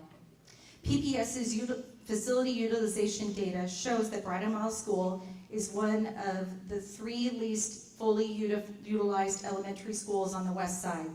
The substantial spare capacity in Bridal Mile could easily accommodate some new students from surrounding areas, as your previous models have already suggested, in addition to retaining all of our students currently within our Bridal Mile community living between Beaverton Hillsdale Highway and Hamilton Road. We understand as a Bridal Mile community that this would bring us closer to capacity, if not over, but we all know we need to do our part. We're ready to do so. Thank you for your time, DBRAC and PPS, for your time and service for our families, and thank you all for being here. Thank you very much. So I just want to acknowledge right now, I just want to make sure everybody knows that we originally had this meeting scheduled for an hour and a half. We knew we were going to have a large turnout, so we extended it a half hour. We're still not going to get through everyone, and I apologize for that. We'll get through as many as we can. If you don't get to speak, there's the option of doing a written green card, and as I said, those comments go on the notes, the official record for the meeting, the same as a spoken comment. You just won't be in the video. I just want to make sure people know that. We'll get through as many as we can. Everyone's doing a great job, okay? So Maureen from Capitol Hill, you're next. After Maureen, we'll hear from Jill Kulas from MLC Ainsworth and Chapman communities. Go ahead. Thank you. My name is Maureen Alessi. I'm also from Capitol Hill. You heard from Karen Salva Lanning. This is the first time Capitol Hill is present. We haven't been to any of the other meetings. We're glad we got to the last meeting. It doesn't mean Capitol Hill and those elementary schools that are on the very southwest boundary have not been following this. I work directly next to somebody from Bridal Mile, and I have been in pain with her over what you all are going through. So know that. We are a community. We re-emphasize, please grandfather in the kids that are already where they are. It's so disruptive. Please make it going forward. Don't take that back. We also want you to please consider, please don't take that away. We also want you to reconsider schools that are not being talked about. Markham, Forest Grove, where are they? They're not being talked about. They're part of our boundary. Where are they? And Smith, again, every time we're on the soccer field, and we are on the soccer field from Capitol Hill with many parents from a lot of these schools, we all stand there and say, Smith's a great school. Why don't they reopen it? It's a beautiful school. Why don't they reopen it? So please consider that before a lot of money in a bond for a new school. Put some money into Smith. The other thing is junior high schools are very absent from this conversation and what happens to them. And Capitol Hill, we've all had a lot of conversations as parents of what's going to happen in Jackson. I know this is going on in other junior high schools. I know you're looking at Odyssey to potentially come to Jackson. Jackson doesn't have a playground. I mean, you know, you have to think about these things. What is that going to cost? Jackson has a wonderful arts program. It's not that we don't want students to come to Jackson or any of these other middle schools, but please don't jump from elementary school straight to high school. Please don't forget that junior high school and what you do to these students is a very important part of their growth. and it's an important part of their development. So please consider that in your decisions. That's it. Thanks. Thank you very much.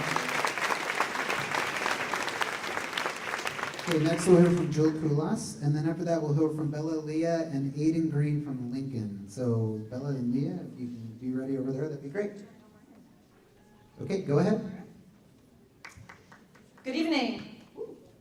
My name is Jill. This is Don. Our son Zachary attends the Spanish immersion program at Ainsworth. Cole attends MLC. And Elliot drew a picture of himself today wearing a green shirt. But if both of his programs move in opposite directions, it's very likely that all three of them may be going to Chapman next year. So much for helping with overcrowding. From our family's unique perspective, I can see how all the affected schools want the same for their children: intact neighborhoods and schools where their kids will thrive.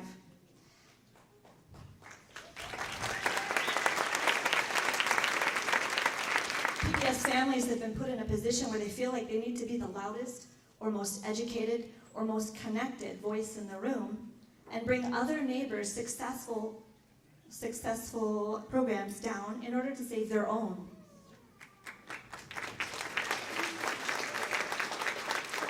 This is a city planning issue.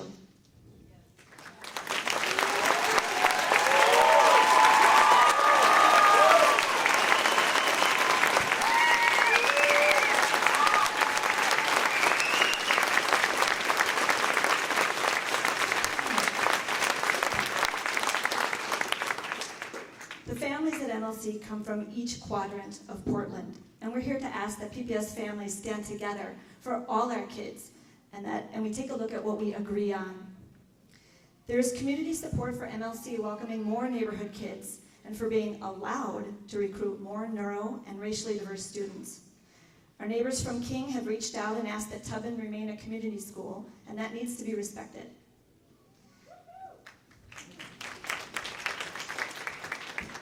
There is community support for Odyssey to move to one of several locations with the promise of a stable location for 5 years, allowing this program to grow, to take pressure off of Chapman and feed into Wilson. There's community support for Ainsworth to welcome more Chapman students and have portables for the short term.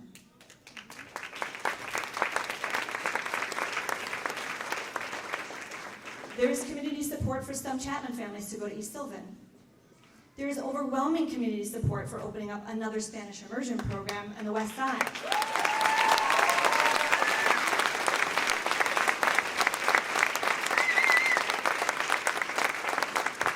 As well as overwhelming community support for developers to contribute toward building their schools.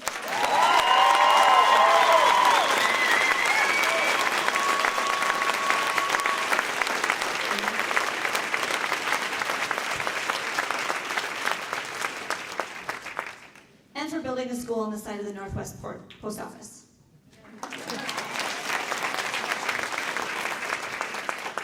PPS families have been coming together and brainstorming solutions to help the hardworking and fatigued DBRAC volunteers race against time and transparency. PPS students and successful programs are not responsible for school closures that have led to overcrowding and should not pay the price for unchecked urban development.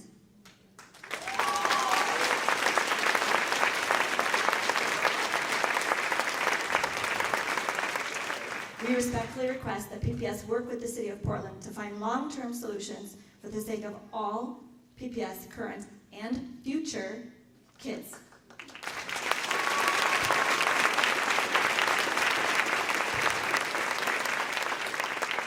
When PPS families unite, all students will thrive.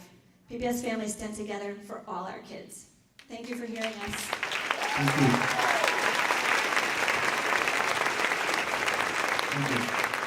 Okay, next we have Bella and Aiden. Are you ready to go? I understand they're back studying for finals while they're here. So, and then after the two of them, we'll hear from Jody McNall from Maplewood.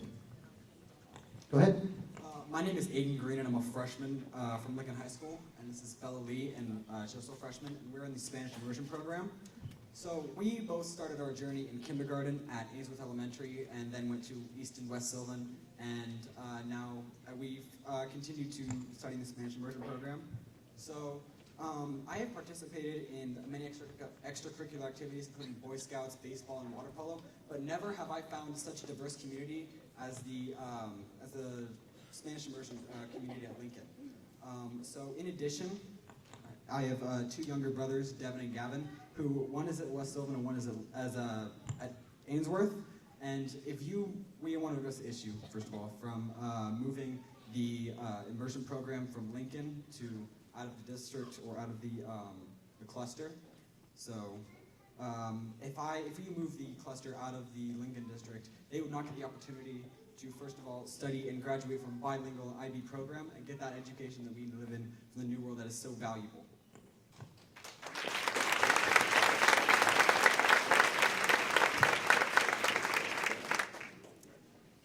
Aiden and I actually met in kindergarten through the Spanish immersion program, and we've been best friends ever since. I come from a mixed background. My dad is Hispanic and my mom is white. My mom wanted me to understand the importance of learning about other cultures and their languages, and to be able to be diverse and really embrace who I am. Being in the Spanish immersion program really connects me to my Latin roots. Spanish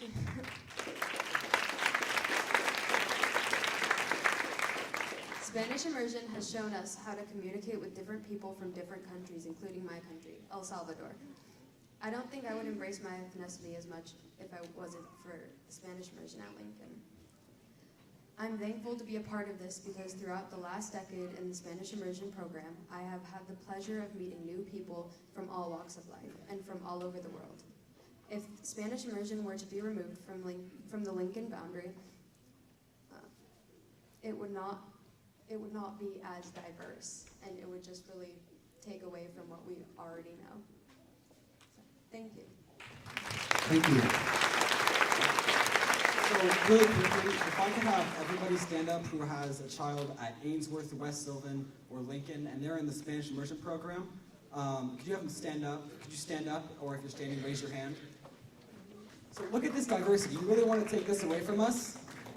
It's such an excellent opportunity to learn more, and it's a growing opportunity for us. So, thank you. Thank you very much. Good job.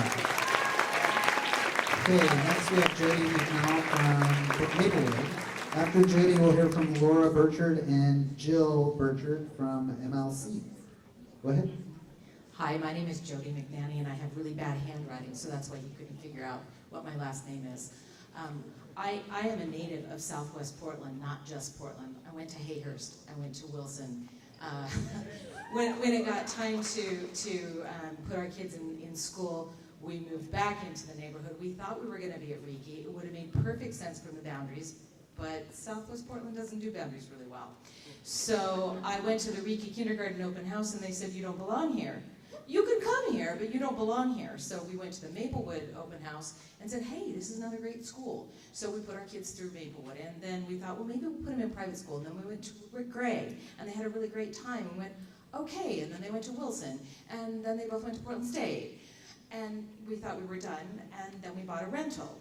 And we have these really wonderful people who are living in our rental, and she's studying to be a social worker, and she has a 3-year-old son, and they want to be in the Bridal Mile area. So she started volunteering. She doesn't have a child that goes to Bridal Mile, but she started volunteering. And the other day, I thought we were sort of done with this whole boundary dispute thing. And she came to me and she said, "You need to know this." So what do I need to know? She goes, "You need to know what's going on." I went, oh, wow, we're doing this again. Because the last time it happened, my kids were in school, and I went to these meetings when they were in school. So this is kind of, it all comes around. And part of the reason I'm here is to say all the Southwest schools are really good, but people have brought up some really interesting comments about diversity. And I have a great deal of respect for the Spanish immersion. My younger daughter's planning on becoming a Spanish teacher. She wants to teach in the Portland Public Schools. I'd love for her to have a job. Another Spanish immersion program would be a great place for her to work. So I'm all over that. I think it's great. But my tenants do not have a lot of money. I've been called Santa Claus because I'm not a slumlord. My rent is really low because of that. And I love these people, and I love their 3-year-old son, and I want her to be happy. The thing is, she's walking distance to Bridal Mile. She is part of the south of Hamilton. And when I looked at that, that was wrong. And she didn't feel comfortable coming here. I got a big mouth, I didn't have a problem with it. So I decided to come here and say, those 41 families, thank you for that statistic. Because when she went to Bridal Mile, she goes, I've been volunteering, and I thought I was in Bridal Mile, and I'm not. And they went, well, where do you live? And she told me, oh, I didn't even know you were part of it. She goes, yeah, I'm part of it. And all of those apartments down there, she goes, do you realize how many people need to be able to walk their kids? So transportation is vital.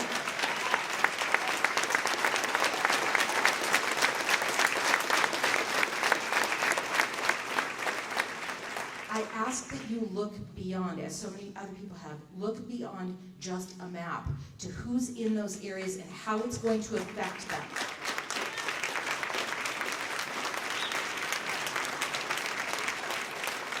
We need financial diversity on the West Side. Please encourage it. Thank you. Okay, so we'll hear from Laura Burchard and Jill from MLC next. Oh, okay, no problem. So then we'll keep moving along. Helen Fick, Reiki student. Sorry, I didn't get a chance to call your name earlier, so come on up. And then after Helen, we'll have Jill Mitchell from Ainsworth. Helen left? Okay. We'll come back. We'll just keep going. So Jill will have you next from Ainsworth, and then I'm going to come back to Reiki.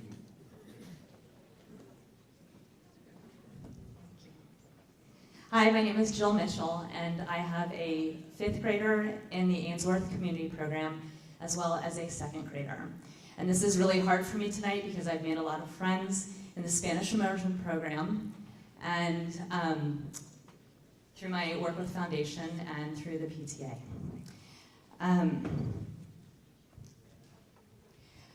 Our school community has become very divided over the sudden announcement of possible boundary changes. This makes me sad. I've been devoted to making this community stronger since my daughter started kindergarten 5 years ago. This process reveals to the larger community how challenging it is to have 2 diverse programs under one roof. These are 2 separate programs that often vie for the same limited resources. From what I have heard from alumni and long-serving teachers, this has been a struggle for the Ainsworth community since the beginning of the Spanish Immersion Program. I've seen conflict arise over funding inequities and disparity in class sizes and staffing. I have heard from some neighborhood parents this week who have withdrawn from the school due to this disparity. This is an opportunity to address this problem head-on.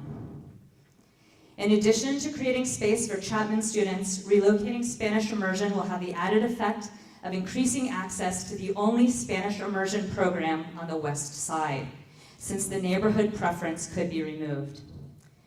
Ainsworth would also become more socioeconomically diverse with the additional students from Chapman, creating more equity.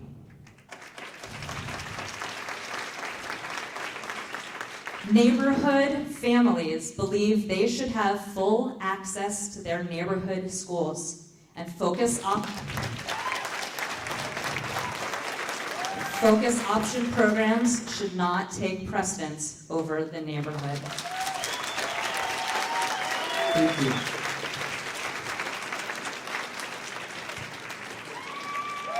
Okay, so next we'll have Vanessa Rentschler, if she's still here, from Reiki. Is Vanessa still here? Okay. And then after Vanessa, we'll have Jennifer Witten from Bridal Mile. Hi, I'll just be really quick. I'm Vanessa Rentschler. My 1st grader goes to Reiki Elementary. I just wanted to echo some of the sentiments about remaining in the neighborhood as it relates to kids with special needs and inclusion. So my son is on an IEP.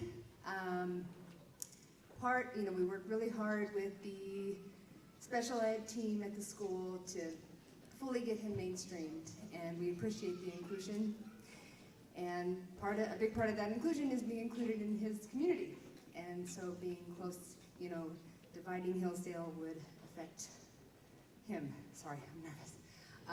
Thank you, D. Brock committee members and everybody, PPS, and everyone for showing up. And like I said, I'll keep it brief and move it on. Thank you. Thank you very much.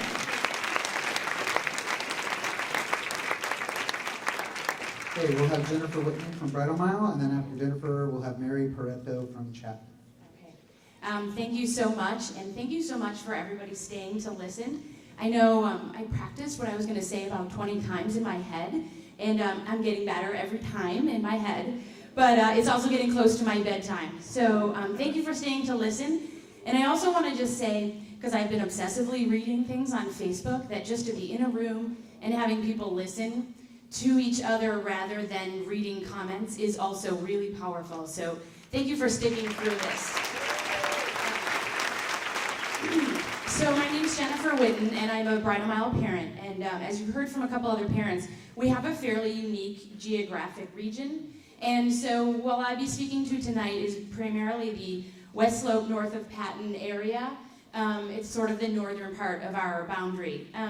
But first off, I've also been a teacher in the Beaverton School District for about 16 years. I choose and love and passionately teach at the same school, which has extremely high poverty, because I know that good schools and good teachers are one way to really mitigate the detrimental effects of poverty. It's not always easy to be a teacher in Oregon, or a parent of students in Oregon. So Oregon is, again, the third lowest in the group of states that contribute to per pupil funding. I really encourage you to look at abetteroregon.org tonight, because it's an OEA initiative that will look at restructuring how we finance our schools, because we do not give enough money to our schools. So, thank you. I'm really sorry I don't have a petition here tonight. I will be at all the next DBRAC meetings and the board meetings with a petition for you to sign, because we need to get that on the ballot measure. Next up, so that would be great in the future, but what about now? Our community where I live is one piece in a really crazy jigsaw puzzle, but I do feel it necessary because the scenario changes. Then I need to illustrate with some examples the unique features of my school. So, is that the yellow card? I tried it. Okay, so my kids get on the bus very early. We travel a distance to Bridal Mile. The route starts at 7:11 a.m. for an 8:05 departure. It's a long bus ride. However, our kids will walk to the middle school at West Sylvan. We're the only neighborhood in the Lincoln cluster where our students and children will walk to the school. Our commute to Lincoln would be 15 minutes on TriMet. Any other high school option in the West Side would be 102 minutes. A mile walk in a transfer. And I think we know enough about the adolescent brain that would not be good for them. So anyway, I just want to thank you for letting me illustrate some examples of why it's been such a struggle for a Bridal Mile and the different features. And regardless of the outcome, I will work for the next year to really support this bond, because I am a teacher in a district where the community supports its bond, and it makes my job a lot easier. And I know that supporting the bond next year for PPS will only make it better for our children in PPS. So thank you so much. Thank you. So we have time. I want to thank everyone for staying as well. We're down to our last speaker, and again, I apologize to those who couldn't finish.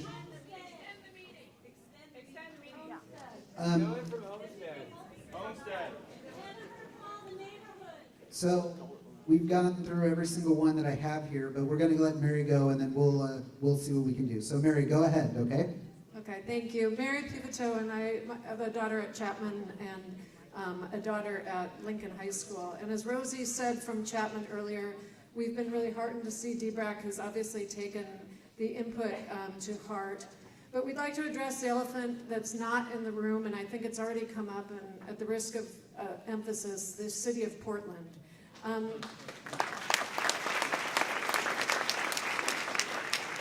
Recent news stories specifically about the sale of the post office site for future residential development, which will include 700 affordable housing units, which is estimated to be 30% of the total housing. We'll just continue to underscore that decisions made on development decisions of the city will outpace the best intentions of this planning process.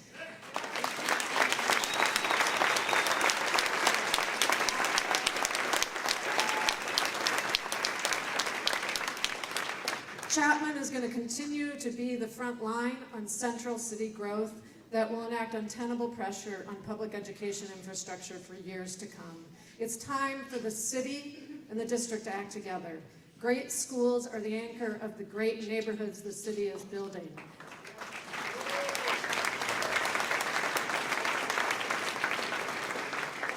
Development cannot continue to concentrate residential infill in neighborhoods without being asked to contribute to the investment to build the schools we need.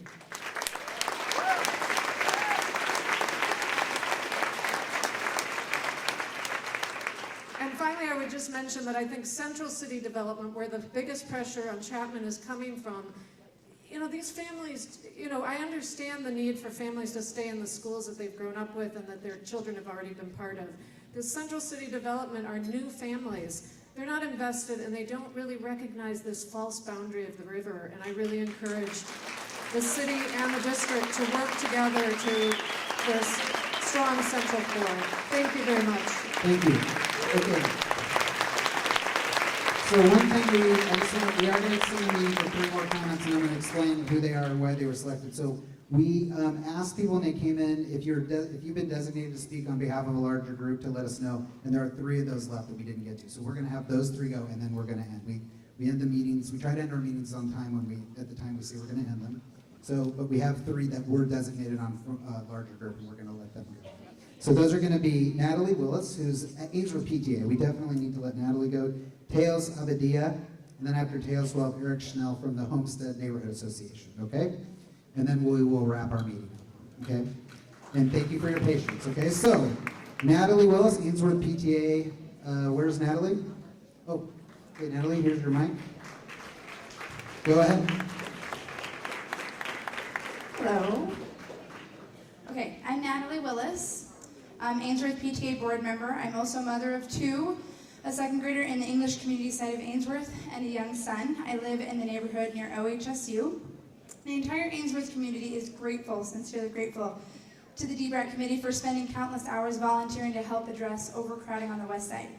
We are respectful of all the work that DBRAC has done, and we are here tonight to ask you to pause. Even with the dutiful work done by DBRAC,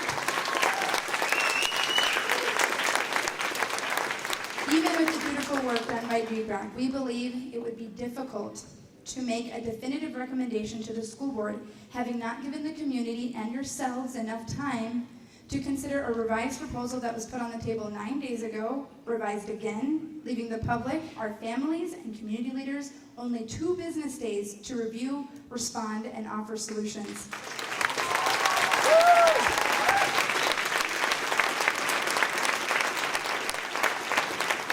Our city's growth has come as a surprise to no one. This is a problem that all of our city schools are facing, and one that we agree we need to solve together, hand in hand with our community, city, and state leaders in a true partnership. The 2 proposals that affect Ainsworth involve moving the majority of the existing Ainsworth community. We would like to emphasize the following points. We are against the current proposal to move the Spanish immersion program from Ainsworth for the following reasons. This move would produce massive uncertainty in a very strong and established program, which puts the very viability of the entire program at risk. Will Ainsworth neighborhood children choose to leave their neighborhood school? Will West Sylvan and Lincoln families choose to move their children into the middle school or high school of their catchment?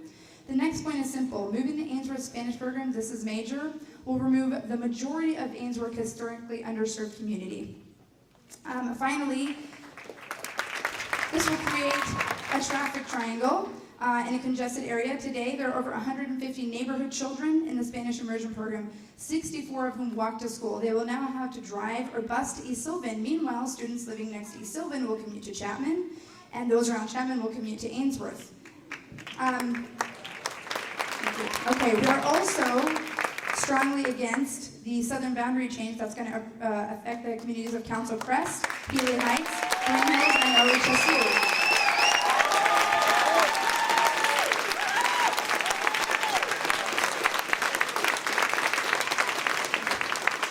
Okay, so this change creates a lot of inefficiencies. It creates inefficiency in our traffic flows. It misunderstands the topography and the natural boundaries, and it creates a lot of turmoil for the children who obviously have strong friendships in their community. But again, the bigger problem is that the southern boundary removes all the rest of the historically underserved students in Ainsworth.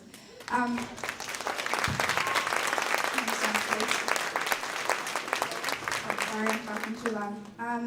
We've had less than 2 working days to study the latest proposal sent out by PPS. We only had 1 week to study the previous proposal.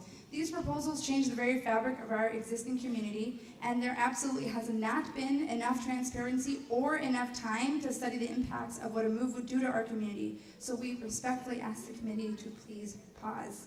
Thank you. Okay.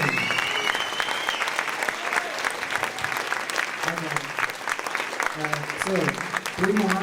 Next we'll hear from Teo Sabadia, then Eric Schnell, and then Heather Willis and Nathan Kadish from the Riki PTA. Teos, go ahead. Hi, folks.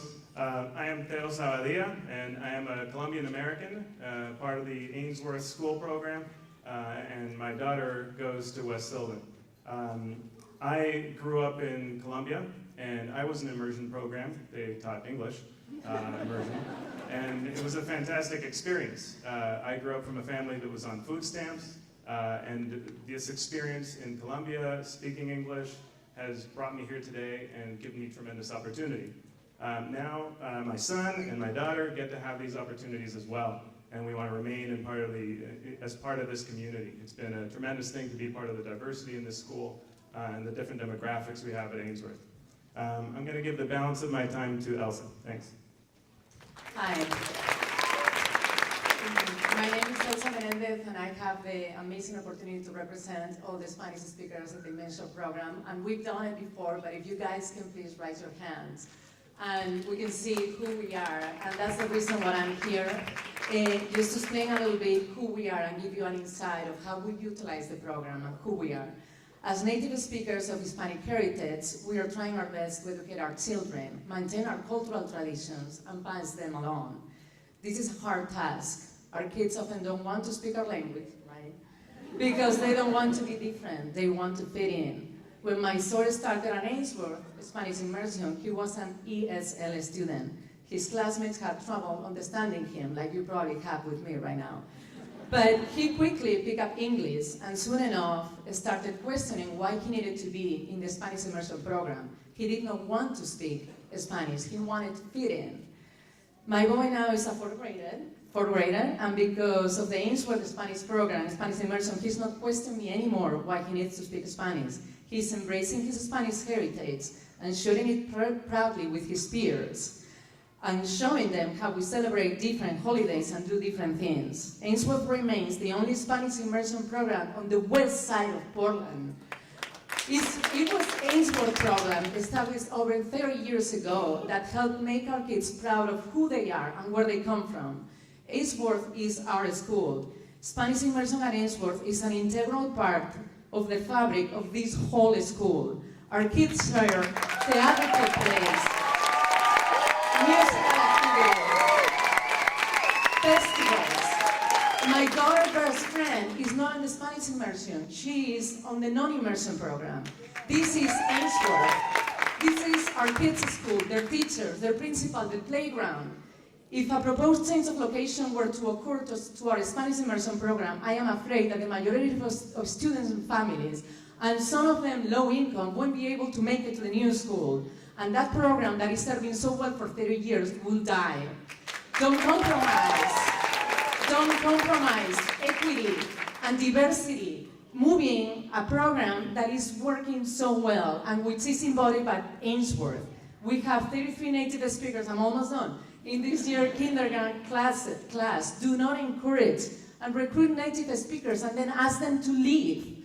PPS, please work this program with our city leaders. This is bigger than all of this. Look at all this room. Thank you.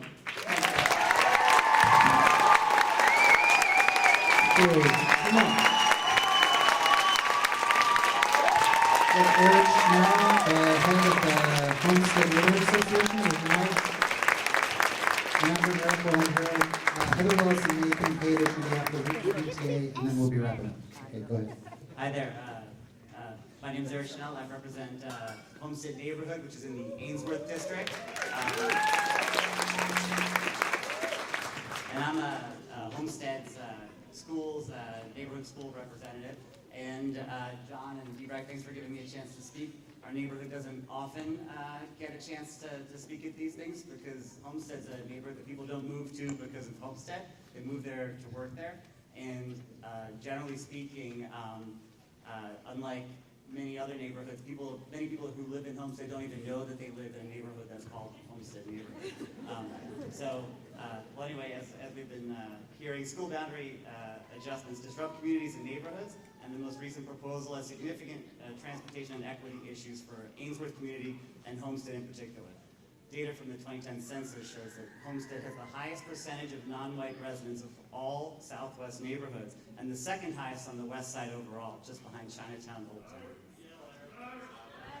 Many Homestead residents live in our neighborhood because of OHSU, and they include nursing assistants, facility staff, and adult students. As many of you know, getting on or off Markham Hill during commute hours is nearly impossible, and the route up to Ainsworth and Lincoln is the only stretch that remains uncongested at these times. If Homestead were transferred to Reiki and Wilson, it would not only worsen the congestion leading up to Hillsdale, but make it nearly impossible for many of the working families to successfully juggle work and transportation issues. We have the highest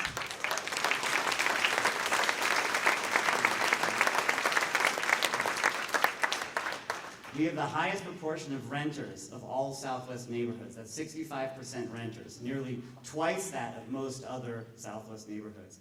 These neighbors face a variety of challenges that have not had much of a voice during any of these boundary change deliberations.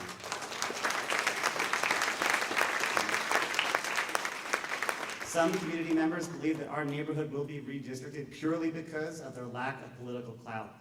The 4 neighborhoods in the Ainsworth catchment unanimously agree that we all bring strengths to our community school, and we stand together in opposition to the currently proposed neighborhood boundary changes.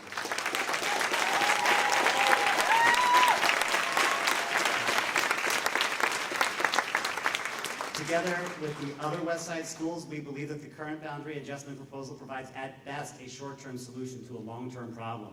Approximately 187 students are expected to move to Ainsworth in the current scenario. That displaces 137 Ainsworth students to Reiki. This process of displacement cascades through the Southwest neighborhoods. Approximately 1,000 families will be affected to accommodate 187 students. 1 in 6 students will be displaced. Math does not add up.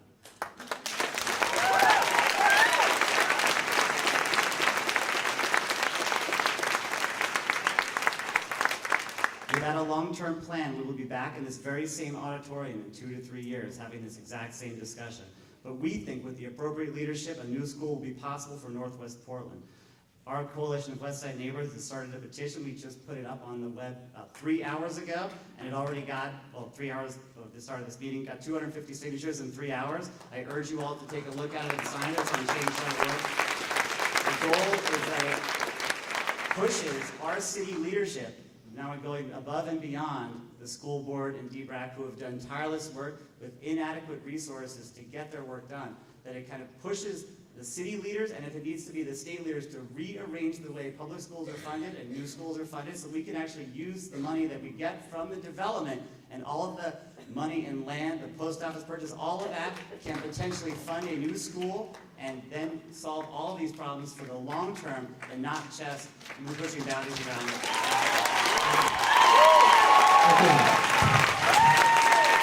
Thank you.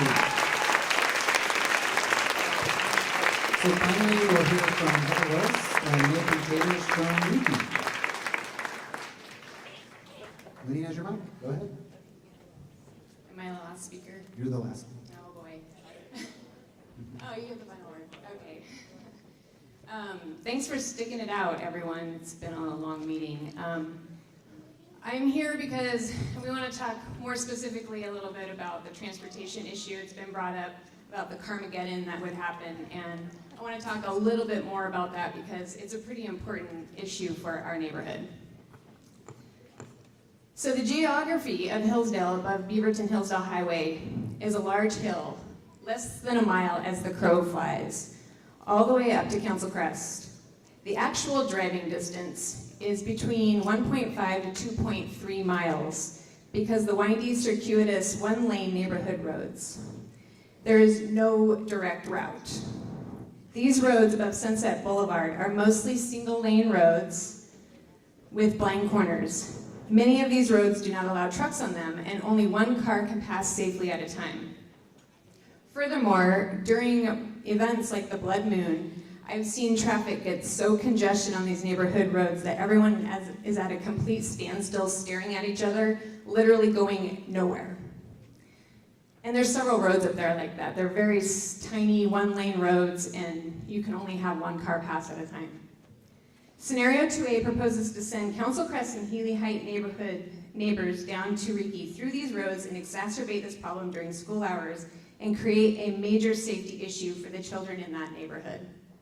The Westside scenario splits this section of Hillsdale. This is important. This section is split to 3 different elementary schools.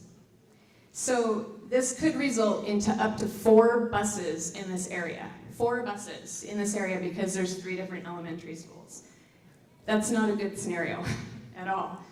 The increased traffic will then travel onto Sunset Boulevard to the Beaverton-Hillsdale Highway Sunset intersection, which is also very terrible, making that much worse as well.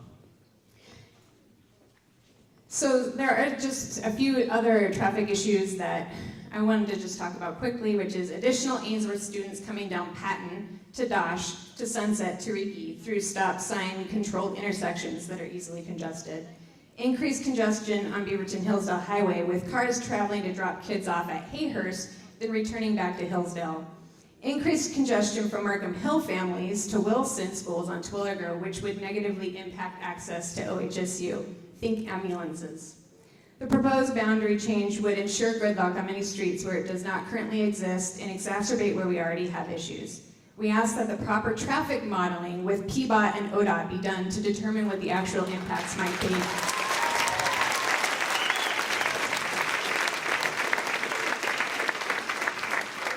Thank you. I am so honored to have the final word tonight. And I'm not even going to give the mic back to John afterwards. You're all released to go as soon as I'm done talking. This is my high school. I went to Wilson High School. I'm a proud graduate of Wilson High School. Go Trojans. And the one thing that has become painfully obvious to me tonight is not a districting issue. It's not a boundary issue. It's an inequity issue, and it's a perceived inequity issue that there are parents in this room that believe, for whatever reason, certain schools are better than others, and that is not something that's acceptable, and it's something that our district needs to focus on along with this rebounders issue. Absolutely unacceptable, especially in front of our kids. All of Portland Public Schools are great, they've always been great, and they will continue to be great, especially with the support of people in this school. Come on, everybody is turned out tonight, past all their kids' bedtimes. My kids are 1 and 4, and they're not even in school yet, but I'm here tonight because I want all these schools to be great, and I think everybody here does as well. Dividing neighborhoods is only going to act against that. So what I was really supposed to say is we surveyed 175 Reiki parents since last night. We had 175 people respond to a survey. To prioritize, we asked them to rank 1 through 10 what the most important issues were to them. We know all communities are going to be impacted by this. We know it's a reality, and I wanted to share with the superintendent while she's here. John, thank you, and the DBRAC committees who took the time to show up, thank you very much for coming. I know you guys have been working overtime on this. So the 3 that rose to the top for the Reiki community have already been iterated tonight. Grandfathering doesn't affect my kids, but everybody's talking about it. It's an important part of continuity for communities. Second, neighborhood cohesion. The PBOT issue is absolutely an important one. Walkability, walkability, walkability. If a 4th grade student can walk to an elementary school, come on, that's the school they should go to.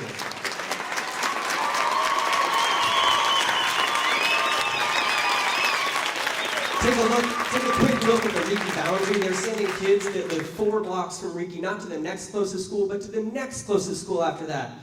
Riki received a prestigious National Eco Leadership Award, the Eco School USA Award. We were the first school in Oregon to receive this award, and now we're going to send an example to the country that we're actually going to put those kids on a school bus and send them 2 schools away. Absolutely ridiculous, unacceptable. Finally, we appreciate the need, as everyone does tonight, to think about the immediate challenges, but let's not lose sight of this long-term solution. Let's get all the people in this room who care about schools to rally together behind bonds, behind levies, get the action moving. Do not break up neighborhood schools. You will lose that momentum, and it will be bad for the district. Thank you, good job. So, we made a commitment, thank you for letting us extend the meeting. We said anyone who had designated a speaker on behalf of the group, and we got to all of those, and I'm glad. So we're going to go ahead and close the meeting. I know it wasn't perfect, not everybody got to speak. So I think we're wrapping up. So if you want to, okay. Hey, Monique, where'd you go? I think the mic's up there. So I think we're going to wrap up the meeting. If somebody wants to do a final comment here, go ahead. It's up to you.